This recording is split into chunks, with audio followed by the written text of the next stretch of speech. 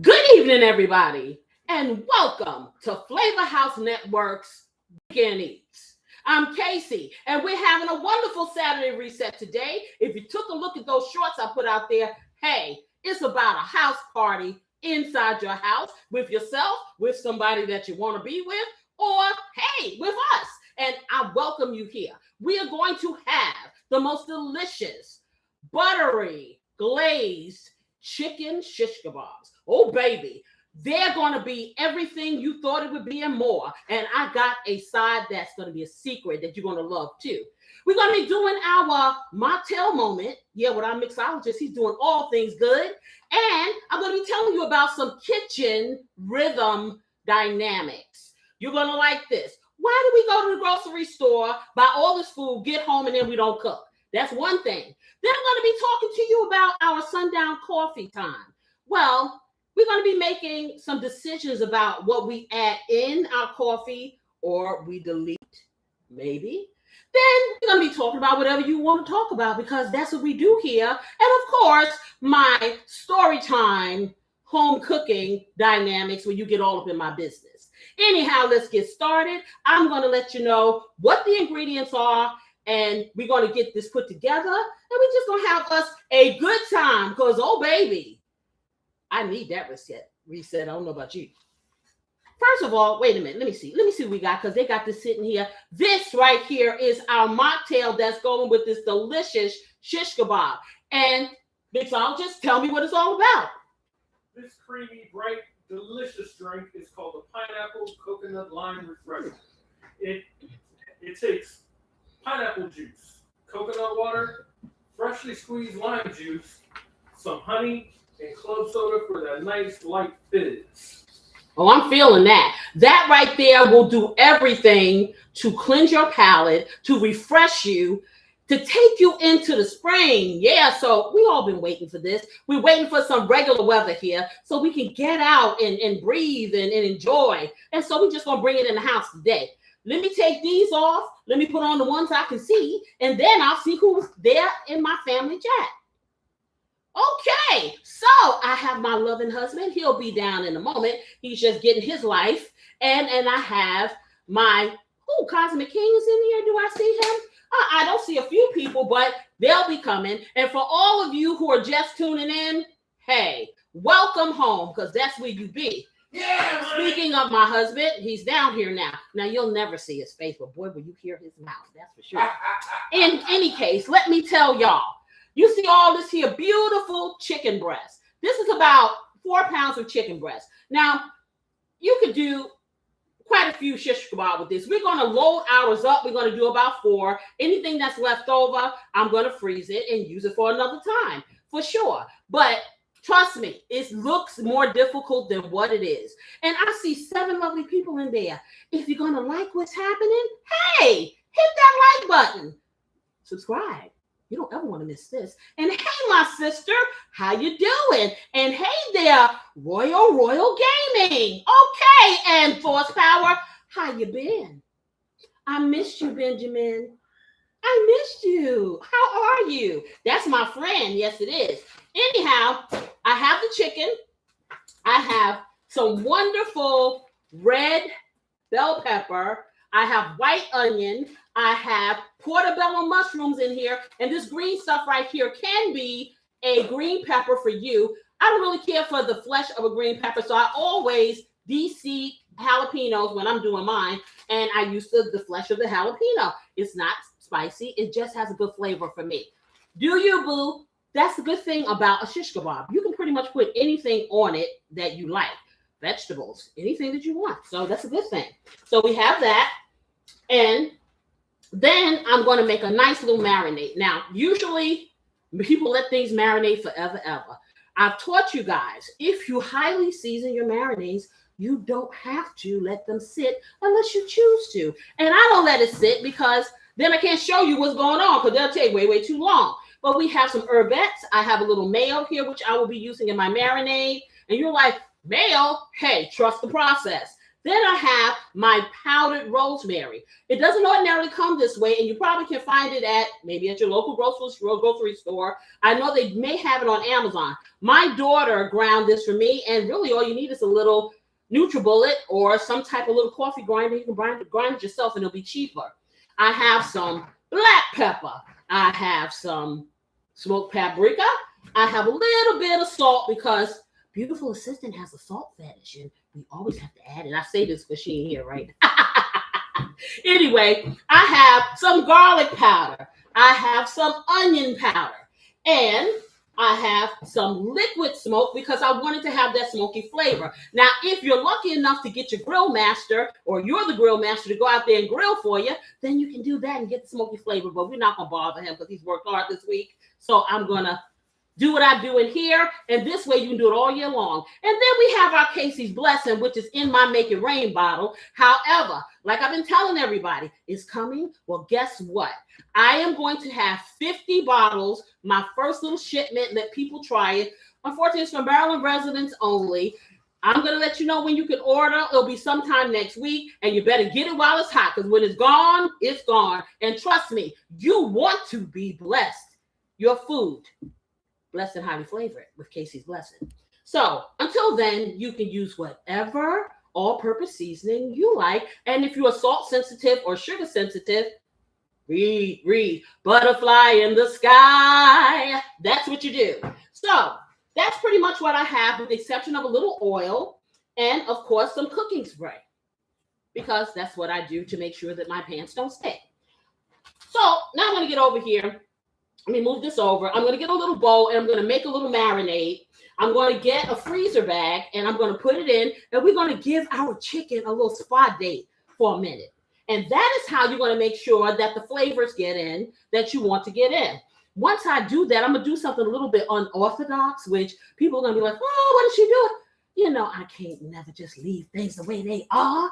I always got to Casey-ize it, for sure. So let me get this over here. Get this over here and this, and I'm going to take one more little sip of my beautiful mocktail. I'm going to try not to drink it all, because then, of course, I'll be too full and I won't want to eat. So, let's see.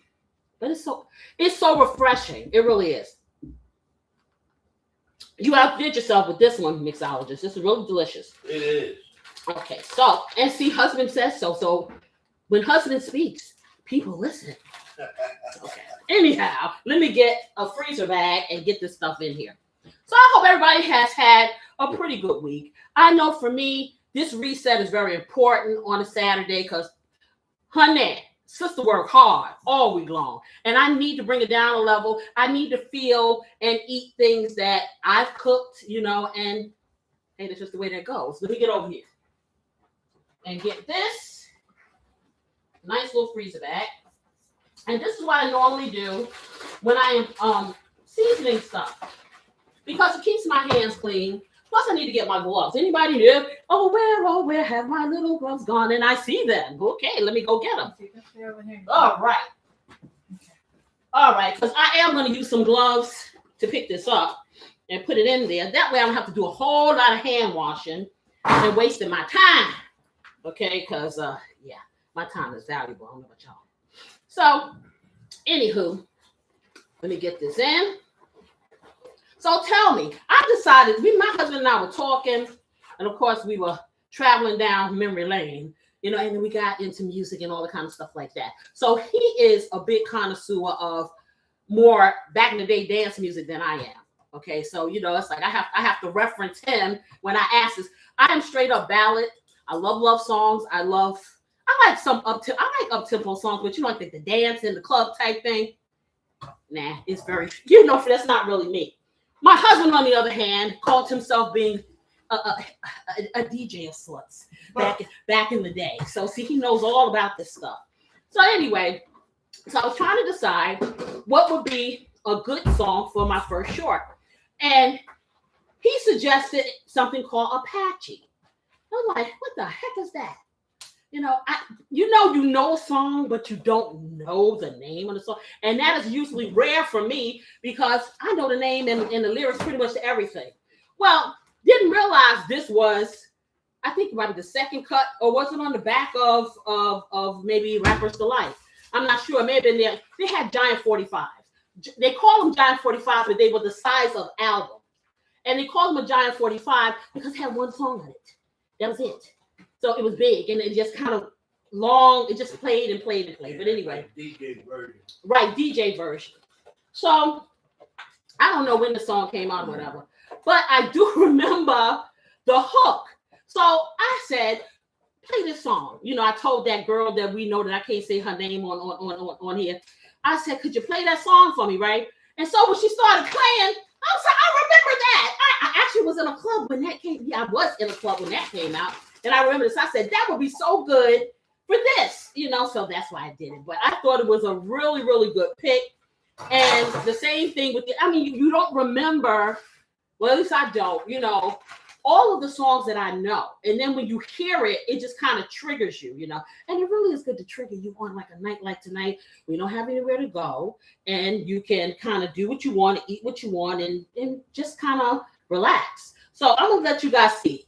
The pieces that we got are about this big. Jesus. So, listen. Those look like whole birds. The more meat you have, the better you're happy. Jesus. Okay, so we're going to put them in here.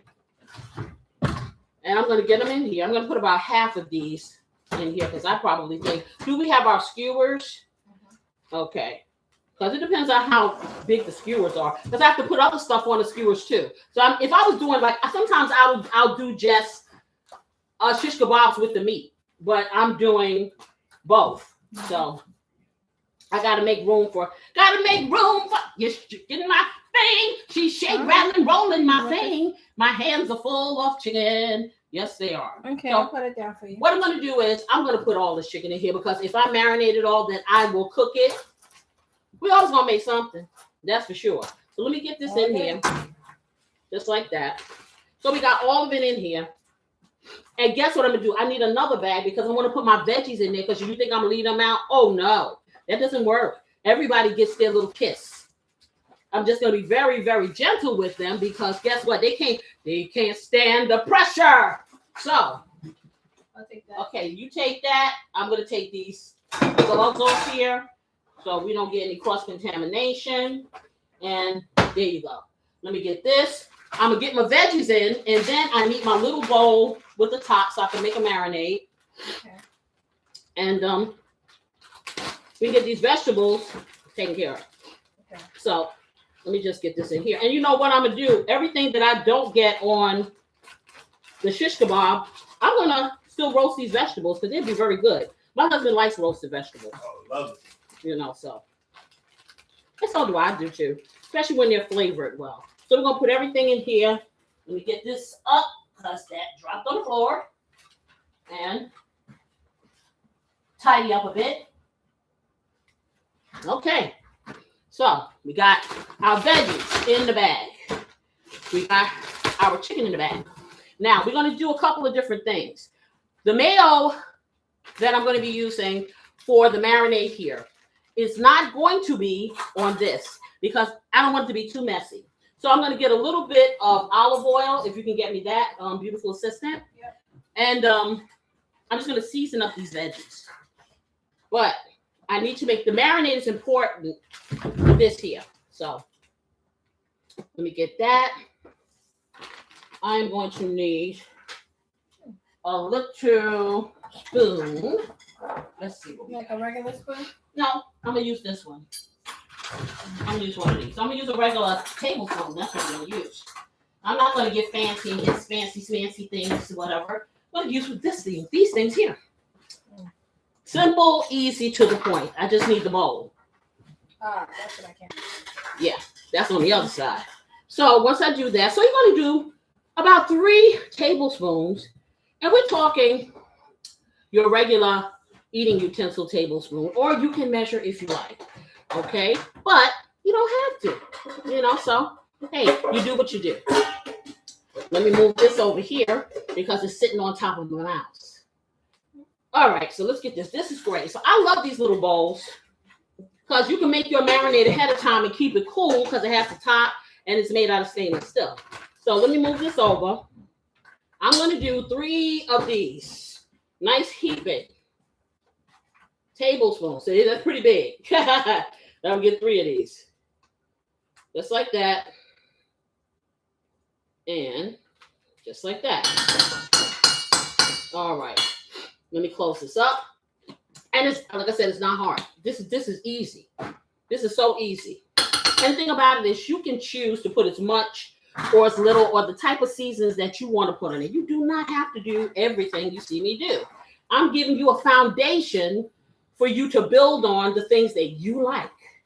And that's important. I'm just getting this mayo off of here. So when I sit this down, it's not going to be all over my table. So the next thing I'm going to do, I have my herbettes here. And these are as close to fresh herbs as you're going to get that are not going to go bad. They last for about 4 weeks in these little tubs, and you put them in the refrigerator. And this has saved me a lot of money because I usually throw away a lot of herbs because of the fact that I don't use them all at one time. And I do use a lot of them, but they start going bad. So I do things called a pinch. A pinch is your forefinger or your index finger and your thumb. You can do levels of a pinch. You can do a small one, you can do a medium one, or you do a big one. Guess what I'm going to do? I'm going to do medium for all of these. So I'm going to do medium for this, and this is Italian herbs. And then I am going to do medium for my basil. Basil is my friend. I could use basil and not using. Okay, I'm sorry. I don't want them to hear. But you know what? I could just use their brother and yeah. I like you all. You have to talk to your food because your food will get at you if you're mean.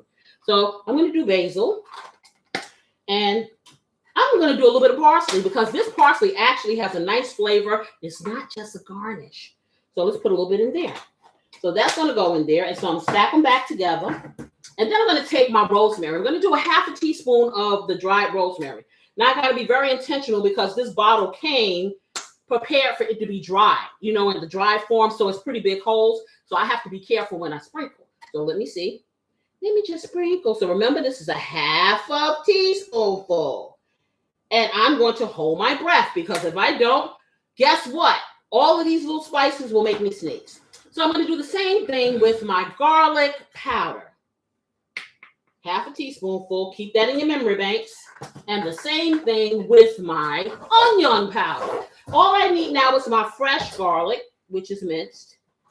And you're like, why are you using fresh garlic when you're using garlic powder? Because garlic powder and garlic powder and fresh garlic have 2 different flavors. When you dry it, it tastes different. So you have layers of flavor.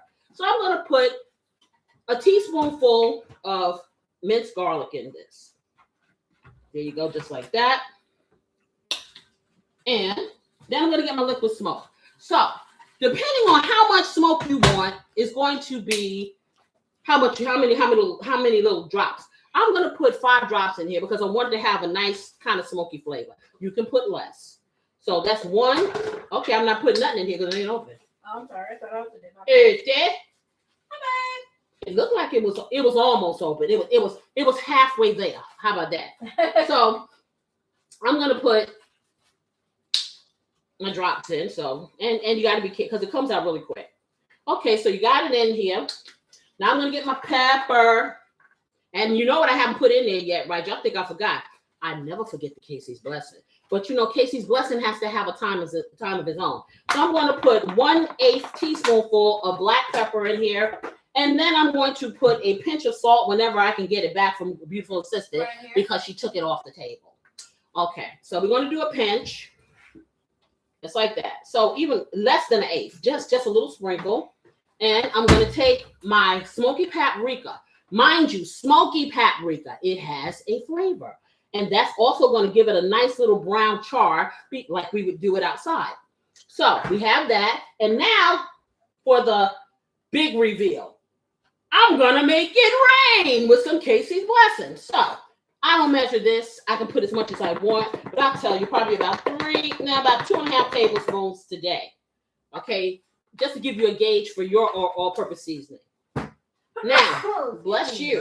Pepper got me. Okay, I told you that's why I held my breath. See, You got me. okay, you need what? So I have. This is what it's going to look like, y'all. This is going to be the marinade. Now I'm going to stir this, and I'm not done yet. Because what I need, do we have any balsamic vinegar? Because I'd like a little bit of that. Just a little.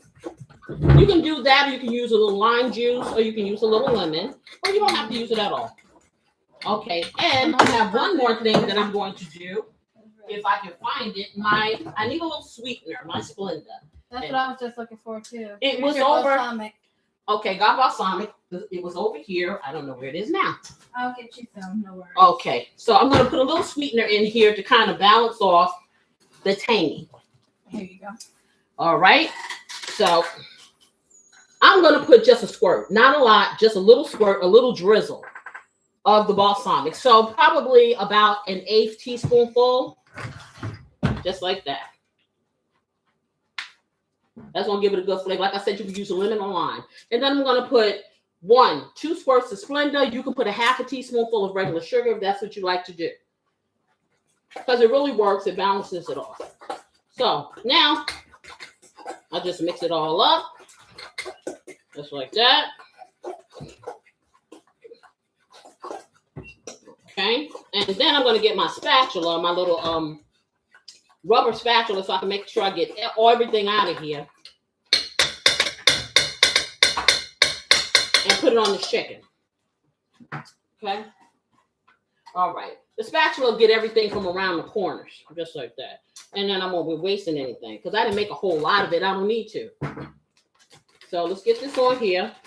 I'm going to open it up. And this is a good way not to have to touch things, to do it like this. So let me get it in the baggie here, or the freezer bag.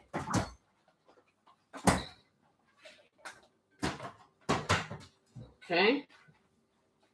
And if you don't have a freezer bag, hey, storage bag, or you can use a bowl and just kind of, move it around in there. And then let it sit. If you want to let it sit overnight, it can sit for a few hours, or it doesn't have to at all, because as you see, I'm not making it sit. Now, got a little bit of the marinade on the outside here, but let me get that fork in there, and I'm going to close this up. So when I say I'm taking my chicken to the spa, yes, my chicken gets treated very well. Before I do anything, we cut it up, we put on, and we don't have our Adolphs here, but we do a dry brine with Adolph's meat tenderizer. And I use that pretty much on everything, whether it's meat or not, okay, because it helps hold in the moistness. So get yourself some of this. This does have salt. No MSG. So if you're salt sensitive, use this, and know not to use anything else with salt if you're really salt sensitive. Okay. But anyway, as you can see, I'm taking this chicken and I am making sure that it is fully covered. And some of it said it wanted to come out. It popped out of the bag. I popped my bag. I massaged it too hard. All right, y'all. Let me wipe my hands. That's a mess. See, this is what happens when you're on live TV and get bargain bags instead of the name. See, some things you got to get the name brand. Okay, so let me just rinse my hands off right quick. And then I will continue because I'm going to get another bag and double it. That's what I'm going to do. I'm like, okay, why are you coming out of this bag? Because, it came out the bag because that bag right there was probably defective and I didn't look. So, and that happens sometimes. That's what happens in real kitchens in real life. But we just keep on moving. Let's get this out here if I can get it out. Want me help you? Nah, I'm good. Okay. All right, so now let's resume. Because this is gonna get its massage, whether it likes it or not. So I'm gonna put it in a double bag. And we're gonna continue to rub-a-dub. There you go. Like I say, I always say one monkey don't stop no show.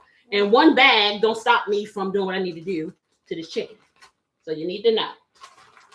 All right. Jerome in the house. Jerome is in the house. How are you, Jerome? I hope things are good, big and small. You're just coming in. I hope you looked at the short.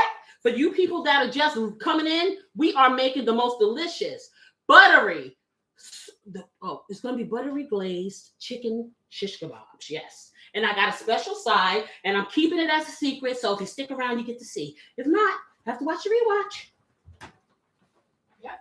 Okay, so let's get that in. And Said you're just waking up. I told you you need to take your naps ahead of time, sir. Okay, so in any case, I am massaging this real nice, just like that. Okay, so now that I have that like this, I got my skewers need to come out of the back boxes. I just bought some new ones, guys, because I usually use the disposable ones, but I find that the heavier your product is, you need to have something a little bit more sturdy. So I ordered these from Weber. Well, not from Weber. I actually got them from Lowe's. And I like the sturdiness of them because Grill Master can use these on the grill. You see how it has two pieces? So it kind of goes through. So I'm going to use 4 of these because there's 4 of us. Very sturdy. And they're very sturdy. Okay, so we're going to take those out. And whatever I can get on here is what's going to be on here. That's how this going to work. Okay, so let me just get this in here. Get these back in here. Because there are 8 that come in a pack. And they were like $10 for 8. And that's not bad because they're very sturdy. You think about, and then like I said, in the summertime, I may make shish kebabs several times during the summertime. Or even at home. You know, because you can do it in your oven or whatever. And I'm throwing away all of these sticks. Or I buy all the sticks and then they just kind of start disappearing or something. But this way, they won't go anywhere. So now, we got our chicken in here. I told you I'm going to season up these veggies. But I'm not going to use the same marinade. I'm going to do a simple, and what did I do? My simple, a little bit of oil and some seasoning on there. Okay? So I'm going to put a half a cup, about a cup of olive oil on these. And I'm going to need that. I'll give that. Okay, I am going to put some rosemary on these. Just a little. Just like that. Just a little. You're like, why are you putting rosemary on vegetables? Because vegetables need love too. That's why. And then I'm going to make it rain with my KC's Blessing. And Jerome, I was telling them, I'm taking orders for the KC's Blessing this week. I'm going to put out a short. So get your little coins because you can be one of the first. You've been talking and bugging me for 2 years. So now the time has come. Here it is. You know, the time has come. And then you can tell everybody what you think. Okay, I'm going to put some garlic powder, yes, on top of some vegetables. I sure am. And I'm going to do the onion powder too. Because as I just told you guys, did you have my onion powder over there? Oh. It's over there with you. Okay. Onion powder. Oh, here it is. Here it is. So that was the opposite. That was the onion powder. This is the garlic powder. It's so little. Okay. And I'm going to put a little black pepper on here. And then I'm just going to massage it a little. I'm not going to do too rigorous of a massage because I don't want them to come apart before I put them on the skewer. So I'm just going to kind of toss them around. That's what I'm going to do. Just like that. So simple, easy peasy, not hard. Simple to do. Just make sure it gets a little kiss with all the little seasonings that we got on here. And we should be cool. Okay, just like that. Robert said he's gonna need 2 large bottles. He got the cartridge you want to use. Oh yes, honey, and honey, trust me, you're going to have a different experience because the thing about Casey's Blessing, and it's not about covering up the flavor; it enhances the flavor. So it takes it to a level. I'm just gonna say of nirvana. It takes food that you might not ordinarily like to eat. It'll make you eat it. And this was not intentional. This was because I got a bunch of picky eaters in this house and, you know, what this again? What now, mind you, I have almost 400 recipes on my channel. They can pick and choose. Nobody has to eat the same thing, but every day is a struggle. So I came up with this and we've been using it ever since. It's almost 2 years now. And I took my time and my intention to make sure it would be palatable for my family out there, all you guys. And so now it has come to fruition, and it's kind of surreal for me. It really is. I can't wait till you get it. I really can't. I am so proud of it. I will stand by it, and I say that you will love it. That is for sure.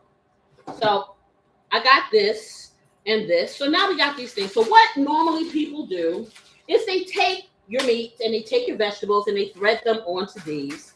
and then they put them in the oven or they grill them. You know I'm not going to do that. That would be too simple because I need the visuals. I need the char. And yes, I will be putting it under the broiler for a couple of minutes, but that's not going to give me the char that I really want.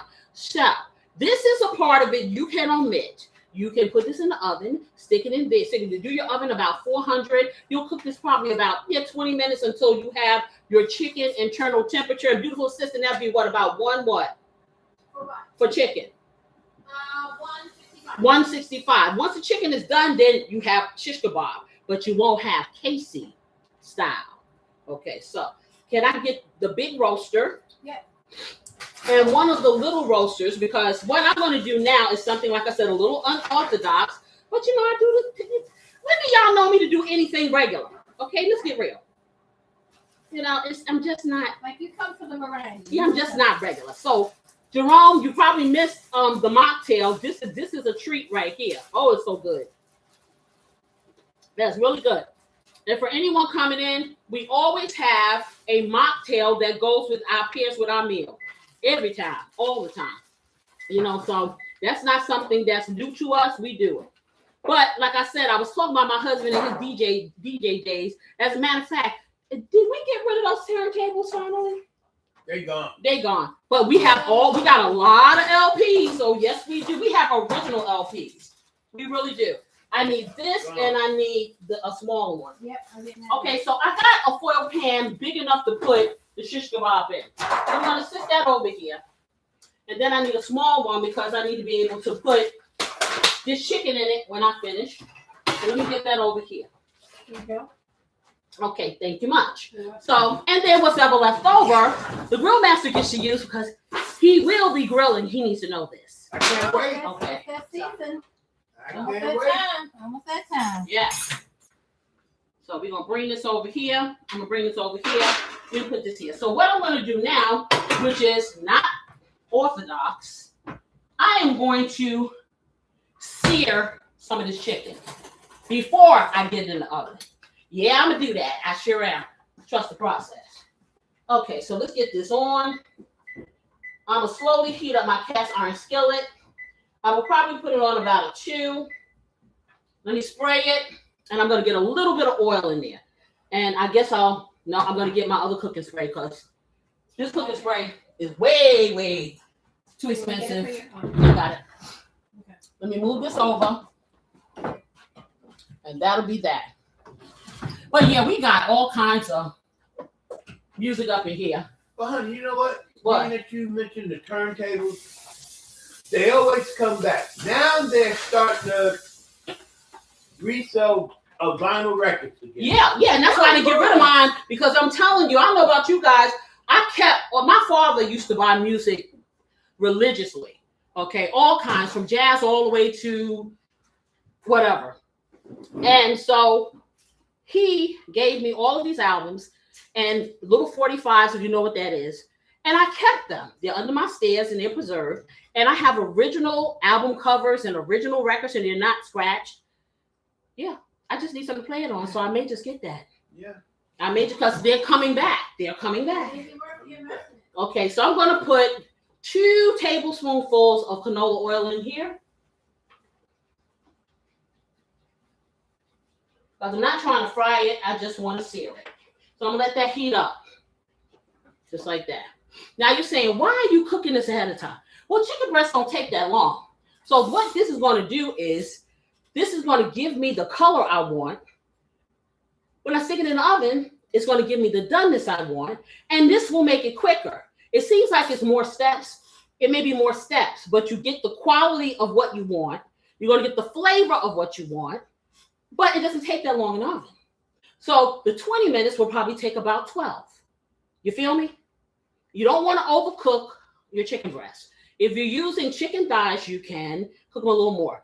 Hey, Lord, how are you? You said you make your kebab meat in the oven like a meatloaf. I've done that too.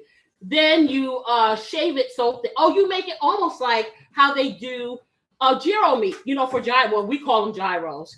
They put them on a skewer and they make them like a loaf. And then she shaves it off. Yes, so that's what you do. Yeah, that's one way to do it. Listen, there is no wrong or right way to do something. You do things that make you happy, and you do things that work for you, because I am, like I said, I keep saying I am a culinary chemist. I like to try different things. A lot of times when I'm on here with you guys, and that's why I love doing live, a recipe will come to me literally. I will get ingredients and have them in my house. A recipe will come to me literally a couple of hours before it's time for me to do it. And I'm just making these things, or putting all these flavors and things in my mind, and I'm putting it together. So I do a lot of experimentation. And when you get to the point of feeling that comfortable with your kitchen and in your kitchen, you'll do the same thing too. A kitchen is no place to fear. I learned that a long time ago when I was a little kid, and didn't have enough sense to fear it, and it really is a good place, because if you don't have control anywhere else in your life, guess where you got control? Think about it. Nobody can tell you how to make your egg. You make your egg like you want to. They ain't got to eat it. So you think about that. Okay, let's check this. Let me get over here because my sink is splattered and stuff everywhere. Okay, let's get that out the way. I'm tidying up while my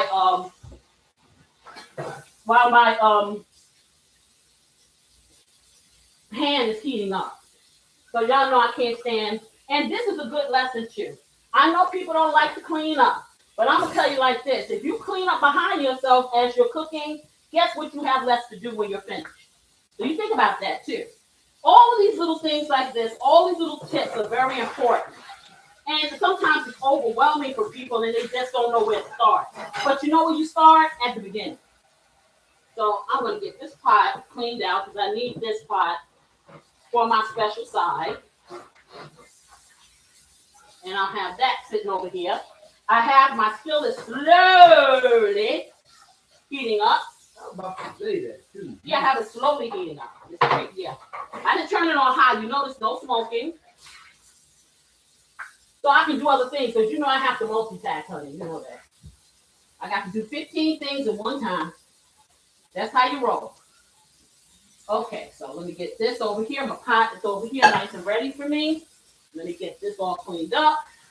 Wipe this off over here.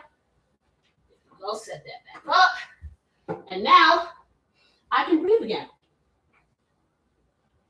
Because nothing is worse to me than trying to maneuver in a kitchen that's cluttered and dirty. And that's just me. Some people can function that way. Sis can't. So I keep it real here. This is what I do for real. So yeah. Don't be me, be you. But I'm just telling you, this is what has worked for me. What I need is a top for this pot when you get a moment. Okay? And see, it's not hot. So we're going to take it up to a 4. Because, I need that. For the rice. Okay, let's see. Nope, that's not it. Nope. It's going to say ironclad and my top for my rice pot. Oh, okay. Beautiful assistant probably knows where it is while we're heating.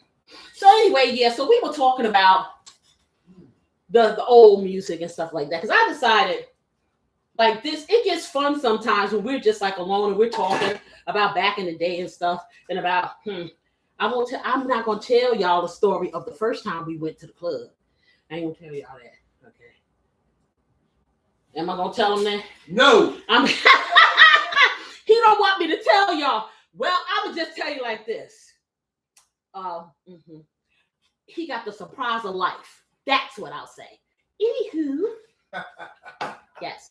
Oh, yes. Because the club. The club was the thing. I used to hate the club. I'll be totally honest. I remember one time we went to, what was that club? It was a club. We lived from New York. And they had this little club in Queens that everybody went. Queens, New York is like how some places where you live, you have counties. New York has boroughs. So they have 5 boroughs, and then they have a couple of boroughs outside, which is like in Long Island area. That's more suburban. Well, Queens is suburb too, but they had a club there. Now, if you don't know, Eddie Murphy is from Queens. Eddie Murphy is around our age. So when Eddie Murphy was coming up, he wasn't famous Eddie, but he was getting famous Eddie. And he used to go to this club. And I never forget, were you there or was that when I took Avis, my cousin? Probably Avis. Yeah. Anyway, so my cousin had come up from Alabama and, they, want to go places, So I think we went there, but he was there. Oh, it was a hot mess. You couldn't even really get in. It was so crowded. And I think that the reason why I didn't like clubs is because, first of all, I'm just saying it's a meat factory. If you know what I mean. If you know, you know. And just the music and everything is so loud. By the time you come, and back then, they allowed you to smoke in the club. So you're inhaling second, third, fourth, sixth, 7, 8, 9, 10 smoke. The music's loud, your eardrums are getting bursted out, and then you're trying to talk and scream over that. So you're trying to find people. Listen, when you're 4'11", okay, and you're looking through the crowd of the gigantors, it wasn't fun. Needless to say, we got separated, and I spent most of my time finding her and finally got out of there because it was such a commotion because Eddie Murphy was there. And I remember because he always wore these leather pants and the leather jackets and stuff. It was so freaking hot in there, and sweat was just pouring off of him. I could see from, because I wasn't that close, but see from afar. I'm like, man, you need some shorts, or it was too hot in there for that. It was too hot in there. I kind of felt bad for him because it's like, you want to go, you want to have a good time or whatever, and then you have all these people all over you. And I think that they deserve to be able to go out and not be bombarded. I've always felt that way.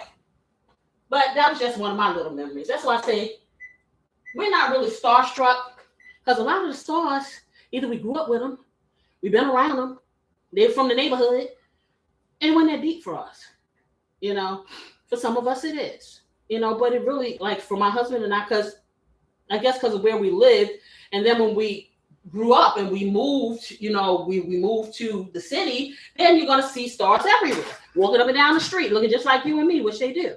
You see them going through the park. You see them walking around the corner. They at the little store. And, it's like, you're not running up to them, give me your autograph, give me your autograph. It's like, no. It's like, if you even acknowledge, me personally, because I feel it's a job.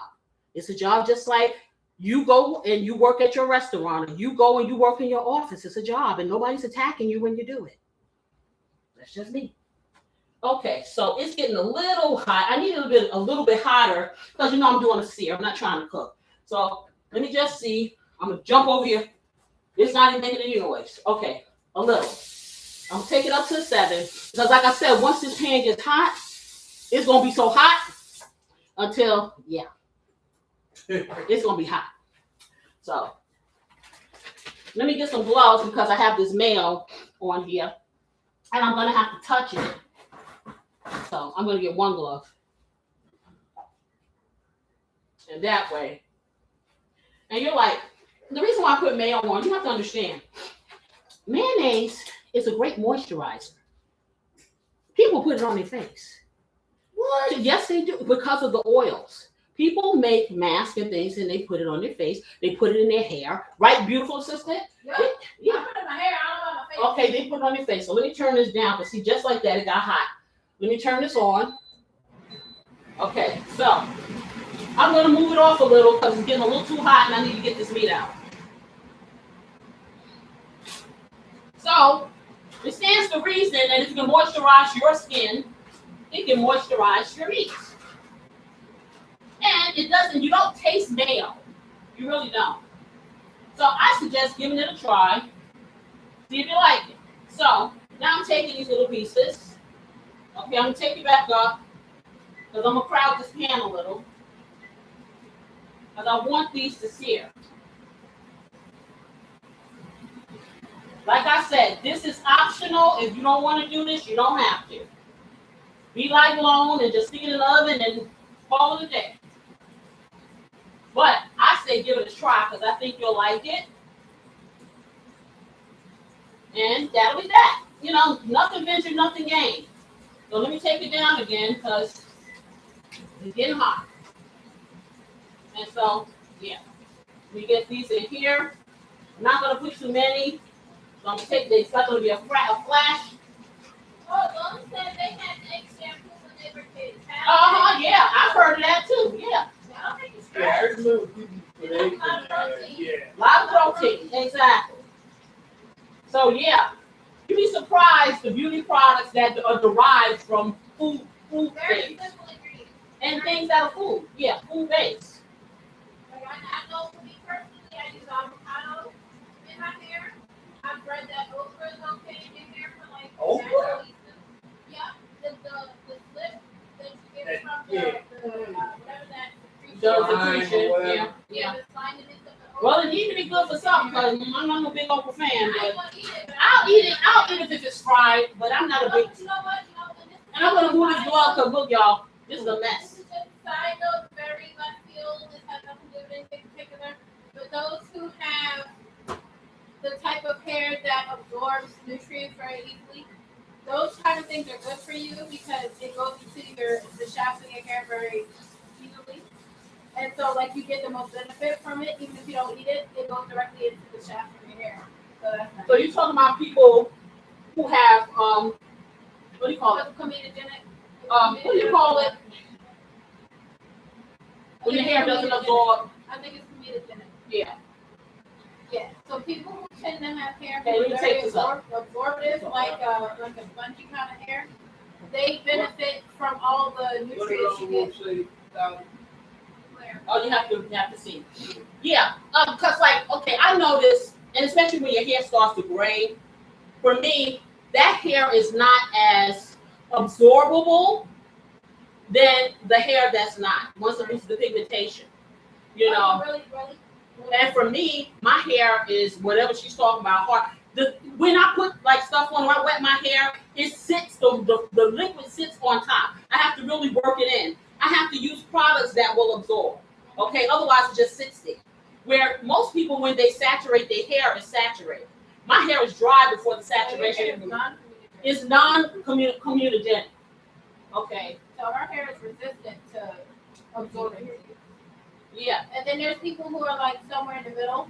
So they have this quote unquote test that you can do for it. You put a strand of your hair in water. I know this is way left field, but this is, I don't know. Well, we talk about it. But yeah, so you take a glass of water, you put a strand of hair in it, and depending on where I guess your hair stays after it absorbs the water, whether it stays closer to the top, whether it stays to the bottom or stays in the middle, will tell you the absorption level of those strands of hair and whether your hair is comedogenic or not. When we're talking hair, we do it food, but I think it's important because a lot of times you wonder, why is my hair not doing what I wanted to do? It's because of that. It's all linked to each other because the things you eat also affect your hair. Yeah. However, let me read this comment real quick. Okay. Someone said, "OMG, have you seen Oprah lately? She can't barely walk and is abusing Ozempic in my opinion." Really? I haven't. I've seen her. She's thin. Well, she can't barely walk because she has on 6-inch heels. And 6-inch heels are very difficult to walk in, especially as you age. You know what I'm saying? She's wearing some really high heel shoes. You know, as we age, we have to come to the realization that, hey, we can't wear some of the things that we used to wear when we were a little bit less antique.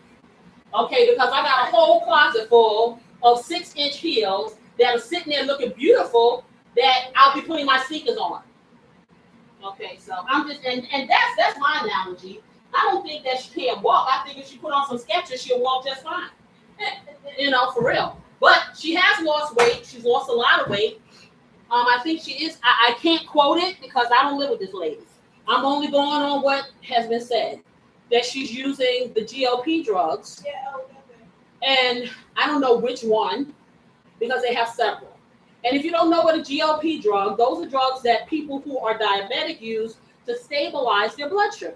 And it has components for people who don't have that issue, but may be insulin resistant, and they need that stabilization. It has weight loss properties if you take the injections. Now, you're supposed to lose anywhere from, I think, 30 to 50 pounds in a year. So it's a slow process. But I think, and I don't know whether or not it was a real show, because, you know, they show so many snippets of these stars saying things and quotes and stuff on YouTube and stuff like that. I don't know if it's real or not. But I think that I saw something, and I don't know if it's true, that she was saying that she has to continue to take the shots. Because if she doesn't take the shots, then she will gain weight back. Now, as a person who has birth, okay? And right now I am like really just kind of swollen all over because I am taking a whole battery of medications now and that are really wreaking havoc with my life. But not to worry, you will be seeing a transformation. However, the thing about it is you got to change it up here in order for it to stay here. And like I said, she has the money to do whatever she needs to do. I just hope whatever she's doing, it keeps her healthy. She looks very nice. She's very, svelte and sleek. Like I said, I did see her. She had on some really high heels. And I'm going to tell you, it's a different dynamic when you're a little bit older. My grandmother on my father's side, God rest her soul, she was probably 4'9". And that lady wore 6-inch heels every day of her life. If you went into her house and she had on a caftan, because in your mind, when you're little like that, you think that's going to give you some height. You're just a little person with high heels. That's all. Okay, so let me flip this because I don't want it to cook all the way. Okay. Just flipping. And I'm taking it out. Now, I'm just cooking it just till it gets a little okay. I'm taking it out. I'm going to let it rest while the other ones cook. And what happens is, at this point, I'm going to thread it on my skewers, and I'll stick it in the oven for a little bit. And then we'll test the internal temperature. And really, when the vegetables get done, then this will be done. And we don't want our vegetables mushy. We want them to have some integrity. We know this. So let me get this out. But it's not done yet, y'all. And Long said that the weight does come from go back on if you stop using the Yeah. Musical assistant, see, it's hard for me to hear because I got this on. I know you guys may hear her. So when I repeat myself, it's only because I think that maybe you can't hear what she's saying because she's not close by. But she said that Long said the weight does reappear if you don't keep taking it. So that's why Casey ain't taking that, because Casey don't want to be shooting up the elbow. But for those people who can do it, now they got some kind of pill though. I think they have a Wegovy pill. One of them is they got it in the form of a weight loss pill now, so you don't have to stick yourself. Yeah, but it's not going to be as effective. Well, it will probably won't be as fast because it's not going straight to your bloodstream. But I don't say it won't be effective. I mean, the amount of weight that you're losing, if you have like 100 pounds to lose, I can say that it can kickstart you if your mind is in the place of eating the way you need to eat in order to continue reducing. But if your mind is not in that place, and then you think you want to eat a chicken leg that's fried, or you want to nibble on some chicken, if you don't change your behavior, I don't think it's more for people who don't have that much weight to lose. That's what I'm thinking. Like I said, I'm no expert at this, but that's what I'm thinking. And it's not for everybody. It's for some. Okay, so most of these are brown. I don't want them cooked. Get it out of here, and I'm going to put the next little few in there. And then we're going to build our shish kebabs and put them in the oven. Okay, just like that. And you can tell that they're not done because when you squeeze them, they're still hard. They're not soft. And that's good. So that's not what you want. Okay, let me take it down a little. Let me put these others in here. And I'm just going to pour them in. I'm not going to be all fancy. They just going to go in just like that. Get them all in here so they can get done. And then I'm going to spread them out just like that. Because I just want them to get a nice little sear on there. That's all I want. Let me get my screen on here because this grease is popping on my stove. And that's not what I don't want. Okay, get that on here, just like that. Bring it down because like I said, once this thing gets hot, it gets really hot. Let's toss this out and grab some of this other stuff that needs to go. And get back over here and make sure I'm watching this. Because like I said, this is the smoky part of it. Okay. Let me wipe up my mess. And for those of you who are new to my channel, who are new to what I'm doing, you're like, she has a paper towel over here. This type of stove does not get hot on this top, so I can do that. You want to be careful with any kind of products that can cause burning or flame. So wait till the thing cools off. Okay? All right, so this is what it looks like. It's not done. I'm letting it rest because I'm going to thread it on. Get that over here. We grab a chair. And I'll sit here and turn these nicely. And that'll be that. But yeah. My husband says it smells good up here. Up in here. Up in here. Okay. All right, so I'm going to turn it. I'm going to turn it. Yes, I am. Hey, how are you? My son-in-law is here. And he's saying hello to me.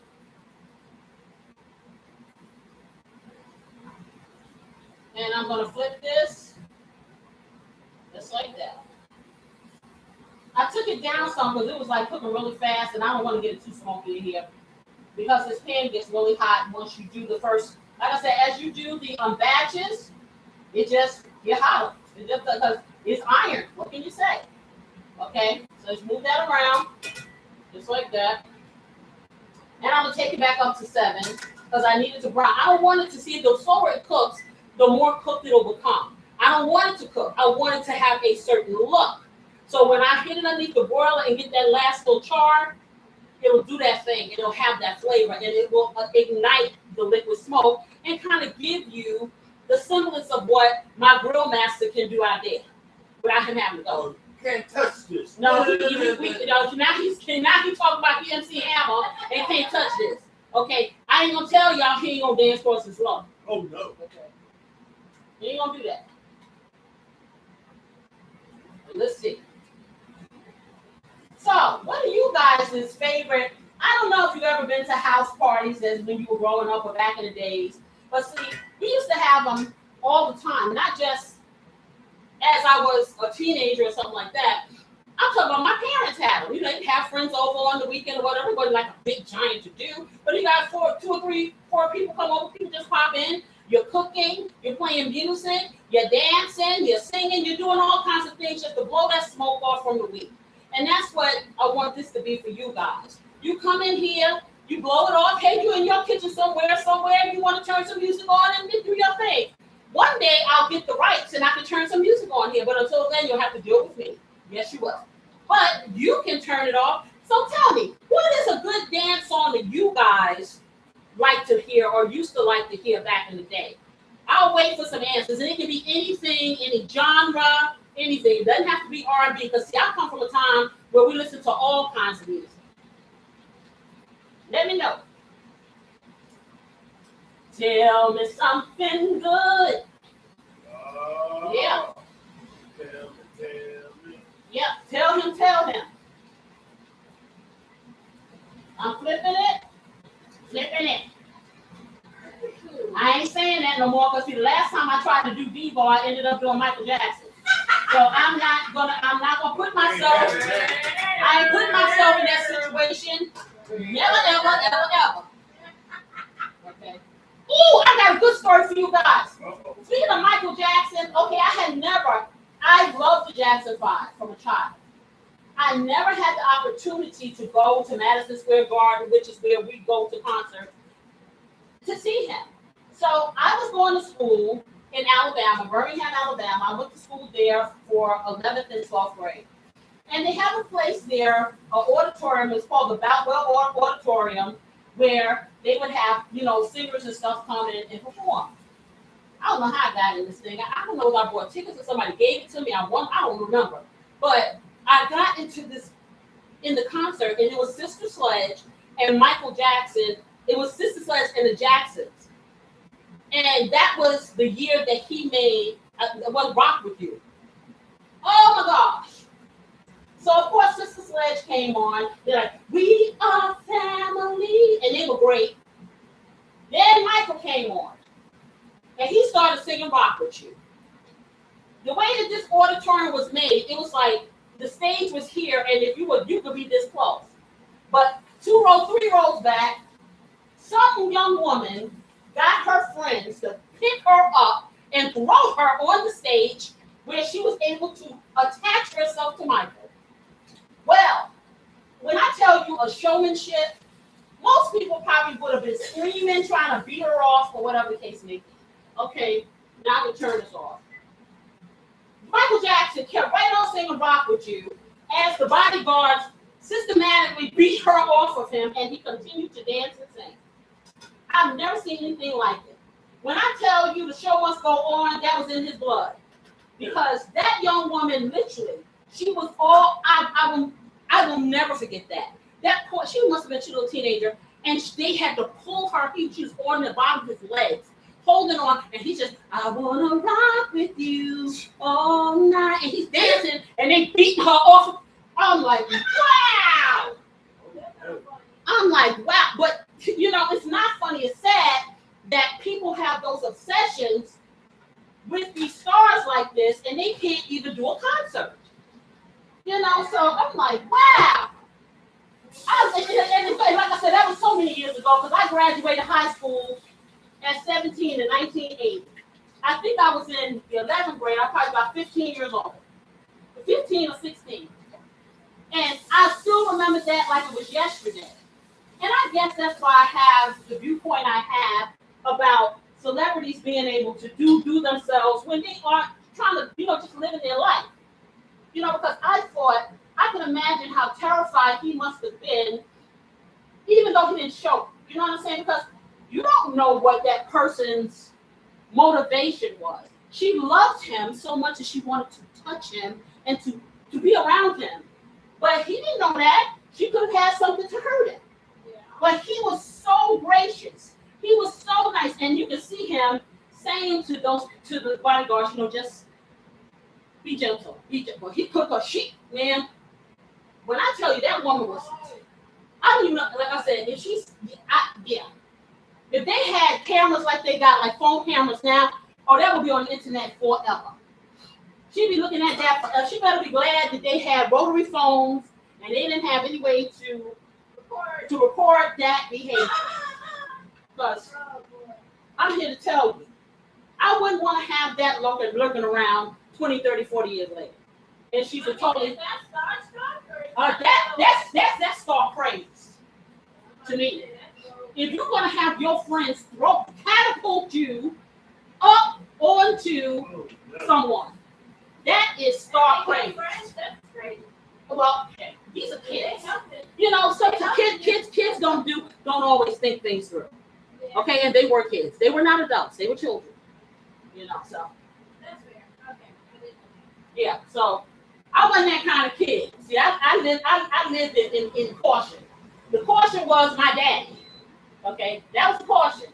So every time I even thought something, I thought about, what are the repercussions going to be from daddy? Mm-hmm. And not that he did anything, but his opinion mattered to me. You know what I'm saying? What he thought about who I was as a person mattered to me. So that made me carry myself a certain way when I wasn't around. See, it's not about how you perform when people are watching. It's about who you are when they're not. And when you learn that particular lesson, that's when you become a person of integrity. That's when you begin to know who you are and how far you will go. And you won't let people take you places that you don't need to be. Okay, so I got this right there. So I'm gonna let this cool for a second while the oven gets heated. We got our foil. Okay, you said what? Well, no, I'll say what are you going to turn it to? I'm going to put it on 400, but I'm going to do a slow, conventional 400. Because it's going to cook really fast. Okay. I may even do 450 because it just cook the vegetables faster. Okay, let's take this off. Let's do a slow, conventional 450. Because we have to build these things. And then once we build them, then I'm going to make my butter sauce. If you can get the special size started, it'd be nice. Okay, you didn't press the pan. Okay. On the what? On the oven. Okay. Okay. How many cups? We're gonna do And we never have enough. So do 2.5. She's about to start our special side. So because like I said, our shish kebab is not going to take any time. Believe you me. I tell you, I have been going through, and I think it's because of my allergies. Because I'm a person, I don't get hot. I'm mostly always cold. But I've been very warm today. And I'm thinking it could be because, like I said, I'm taking mega doses of steroids and stuff. And it may be affecting me. That's what I'm thinking. So if you see me do this, I'm not having a personal summer. I'm having a steroid attack. How about that? Yeah. Okay, I'm sweating underneath my nose. I don't even sweat. I go to the gym and the sweat comes right to the tips of my pores and it just kind of sits there. And it's like, I'm waiting for you to exhaust yourself and fall out. Then one little piece of sweat will beat up on my nose. I'm like, yeah, I'm special. What can I tell you? I'm just not like everyone else. You know, I'm not. But I'm going to drink some of this. And let me clear off this area so I can get ready to build my shish kebab. Now, remind you, my shish kebab is kind of warm. The meat is. So I'm trying to let it cool a little because it's going to go in the oven and finish cooking. And for those of you just coming in, we are building the most delicious butter glazed chicken shish kebabs. And we have a special secret side that beautiful assistant is preparing now to go with it. However, you can have anything you want. You can have anything from a French fry all the way to a salad with this, or you can just have the vegetables and the shish kebab. It is delicious. For those of you just coming in, I did a wonderful marinade that is quick, fast. You don't have to do for hours. Made from a mayo base for the chicken, and I put it in and massage things in. And then I have my veggies, which I did a nice little seasoning with some olive oil, my Casey's Blessing, which is an all-purpose seasoning. You can use the one that you have for now until you can get mine. And then I have all these lovely vegetables. Okay, my grandson is departing, so give me a moment. Give me a hug, okay? All right. Bye, baby. I'll see you when I see you. All right. Okay. So, I'm going to take these. I'm going to get this. Just like that. Brandon, come here for a minute. Because I thought I saw something last time. You did. Okay, go on. You did grow your hair. Yeah. I'm like, wait a minute. Did I see what I thought I saw? Usually he has his hair cut very close. So the last time he was here, through the side of my eye, I'm like, okay. I thought, I like that. I like that. It looks really, I see he doesn't want to be on, but yeah, he looks really cute. I appreciate it. You really do. All right. See y'all. Okay. Bye-bye. Let me get this pan. See, this real life, y'all. This is what happens. I got them coming and going. So I'm going to take this pan right here, y'all. And I'm going to spray it. Because we're going to lay our shish kebab in here. So let me just put a little spray just like that. Let me get that up there. Are there any ingredients that need to go into the... Oh, yeah, it's going to be a lot of stuff. So I'm going to tell you. The first thing is you want to put, if you're doing 2.5, okay, so we're going to tell you. We're going to make some delicious turmeric rice, but it's going to have a lot of different veggies and stuff in it. It's going to be really highly flavored. It's going to taste really good. So what we do, we use our instant rice. I don't use regular rice anymore because I don't have to. I know how to make instant rice better than regular rice. Make it fluffy, make it delicious, make it flavored, all those things. So, and you too will learn this now. So what she's doing is, when you get your instant rice, whatever kind it is, you don't follow the instructions. I'm telling you why. If you do a cup of rice to a cup of liquid, if you like chewy, hard rice, yeah, go for it. However, if you want your instant rice to taste like the rice that you make from scratch and that you rinse and all those things like that, you don't have to. Get yourself a pot. If you're doing 2.5 cups of rice, you want to do 3.5 cups of fluid. And you're like, why is she? Trust me. You are reactivating something that has already been par cooked. And so you are rehydrating it. That's number one. So we like to use chicken broth or whatever broth you want to use. Hey there, Lo. You said you thought what you say? You thought we were friends? Instant rice is nah, it ain't the devil, girl. Cause I work 16 hours a day. It's not the devil. It's not. It can trust me. Trust the process, Long. See, let me tell you something, girl. You got you and your husband. I got me, and I got the nation.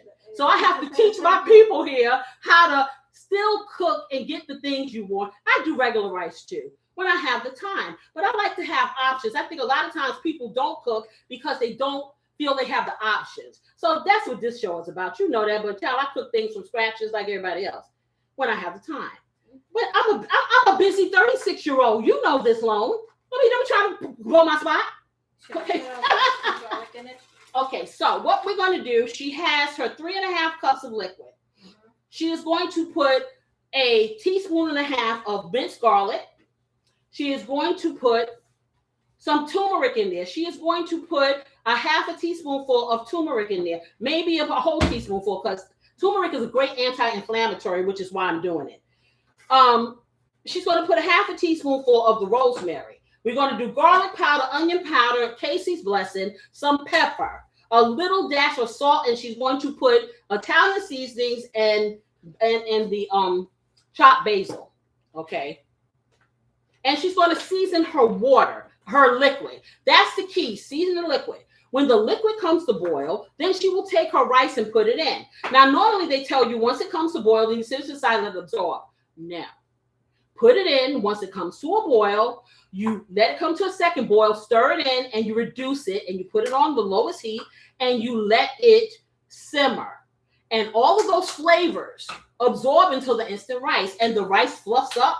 It's long grain. It's beautiful. And then what we do is, I'm sorry. I take that back. I forgot about these things. Yeah. What she's going to do is she's going to take these vegetables here and she's going to sweat them a little. And when it's done, we're going to introduce this green onion, this red bell pepper, the white onion to it, and we're going to put some chopped black olives. If you don't like olives, don't put it in there, but it really gives it a good dynamic. So now that this has rested, I am going to put them on the shish kebab because they're not all the way done. This will take no time now. So let me get this out. I'm going to build it. Let me get some gloves. Just like that. Do you want the green onion in there as well? No, not until you're going to sweat those. You're going to put them in afterwards, yes. Yeah, I'm saying all three of those get sweat together? Yes. Okay. Okay, so let me put this on. So first thing you're doing is just getting your rice together. Yeah, the rice I'm just getting the pot ready. Okay. And so I'm building a shish kebab. I don't want to touch it, get all messy and stuff. But no, we're still family. We are family. Yes, my flavor family, my lone wanderer. Yes, we see eye to eye. And you're gonna send me that brisket recipe because I need to try to cook that. Capiche? Okay. So I'm gonna show you how to thread this. I need to get another one of those pans, little small pans like I got this right here. Because I want to put my veggies in there so I can have them free to show you how to thread it. And it's no particular way. You just do it however you want. Sometimes what I do with Grill Master Grills, in order to give it a good equilibrium, I'll put all the meat on skewers, and then I'll put the vegetables on the other. And then we just remove them from the skewers and eat them. Okay. But for visual effects, exactly. I'm going to do it the fancy way. So let's get the vegetables in here.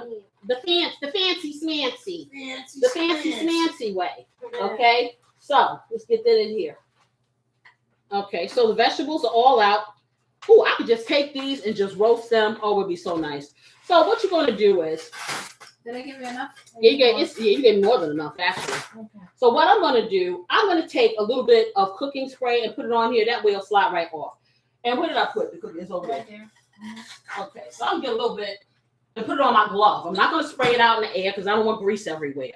Okay, and put a little on my glove because this way, put a little on my glove just like that. And I'm going to take it. I'm just going to do that. Okay, so you can start with one or two things. You want to start with your meat. Okay, so I'm going to take a piece of this meat and I'm going to stick it. Let's see. We stick it like here. Okay. Put them together just like that. See, start like that.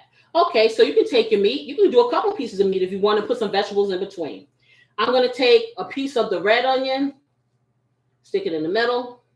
Mind you, you can get wooden skewers, disposable. I'm going to take a piece of, look at this, twist around the roll. So these, usually they don't have the double prongs. So I'm going to hold the prongs together like this. I'm going to put it through, and it should go through pretty easy. Okay, I'm going to take my white onion, and I'm going to do the same, just like that. And even if it's coming apart, it will go right on here. So you see what I'm saying? You just kind of build it like you want. You don't, there's no right or wrong way. So now I have my jalapeno. So I'm gonna, or you can have your green pepper or whatever. You may have zucchini, anything that, potato if you want, you know, I mean, it's up to you. So I put it on here. So at this point, I'm trying to keep them straight. If you're just coming in here, I see 10 people here. Can I have, you say today, you say, I will dig out the, yes, please, and send it to me because I want to give it a try. Because, you know, Grill Master has a smoker back there. I want to give it a shot. Okay, now I'm going to take another piece of meat. Oh, I'm sorry. I meant to give you the earlier. Okay. For your skewers. Okay, so we need more. I'm still watching them. Just want to give you. Okay, well, she had mushrooms, so now I need to take this off. I got to wait for my mushroom because I want mushrooms on here. So my mushrooms haven't been seasoned. Okay, so I'm going to hit them with some Casey's Blessing. Okay, let me get this on here. I thought this would be fun with these two skewers, but they giving me some grief. They giving me grief because they keep twisting. Okay, note to self, hold them together when you first do it. Okay, so now that I have my meat, my onions, my jalapeno pepper, and my portobello mushroom. Like I said, if you don't like mushrooms, omit it. You have the right to do it your way. Okay, you said tell the grill master to try some skirt flank steak. Okay. Oh, that's what a flash okay, cooker. it doesn't take too long. Yeah. That's a flash cooker right there. Okay, yeah. I've tried those in the house before. Those are make good stir fries. Yeah. So okay, so I'm gonna do the same thing. So I got the meat here, and I think I'm gonna put 2 meats here because I got a lot of meat, and try to hold it on here because I gotta get this to the end because this doggone thing, man. All right. So she has some more of those. So we're gonna get 2 meats on here, but like I said, you get the idea. So I'm gonna just thread these in. And you don't have to do it like this. You can put it any way you want. I cannot stress that enough. You don't have to do it the way I do it. Do not feel intimidated. Okay? It took years. It took 9 months for me to be able to do this in the womb. And then I came out, you know, and then I was making culinary. I'm joking. Sometimes I believe that. I really do. You know, if I listen to my sister, I believe it because she say I came out the womb saying, no, reading twas the night before Christmas. So it's like, okay, if you say so, you know, so it's like reciting it like I could read. So I don't know. Well then, you know, that's what my sister said. So now I did this again, and I'm pushing it all down as far as it can go. I'm going to do another piece of meat. Now the meat I'll do last. I'm gonna do some more veggies because we got a lot of veggies here. We got a lot of everything here, y'all. So I'm just gonna build the way that I want to build. That looks pretty for me. Okay, and that's what I'm gonna do.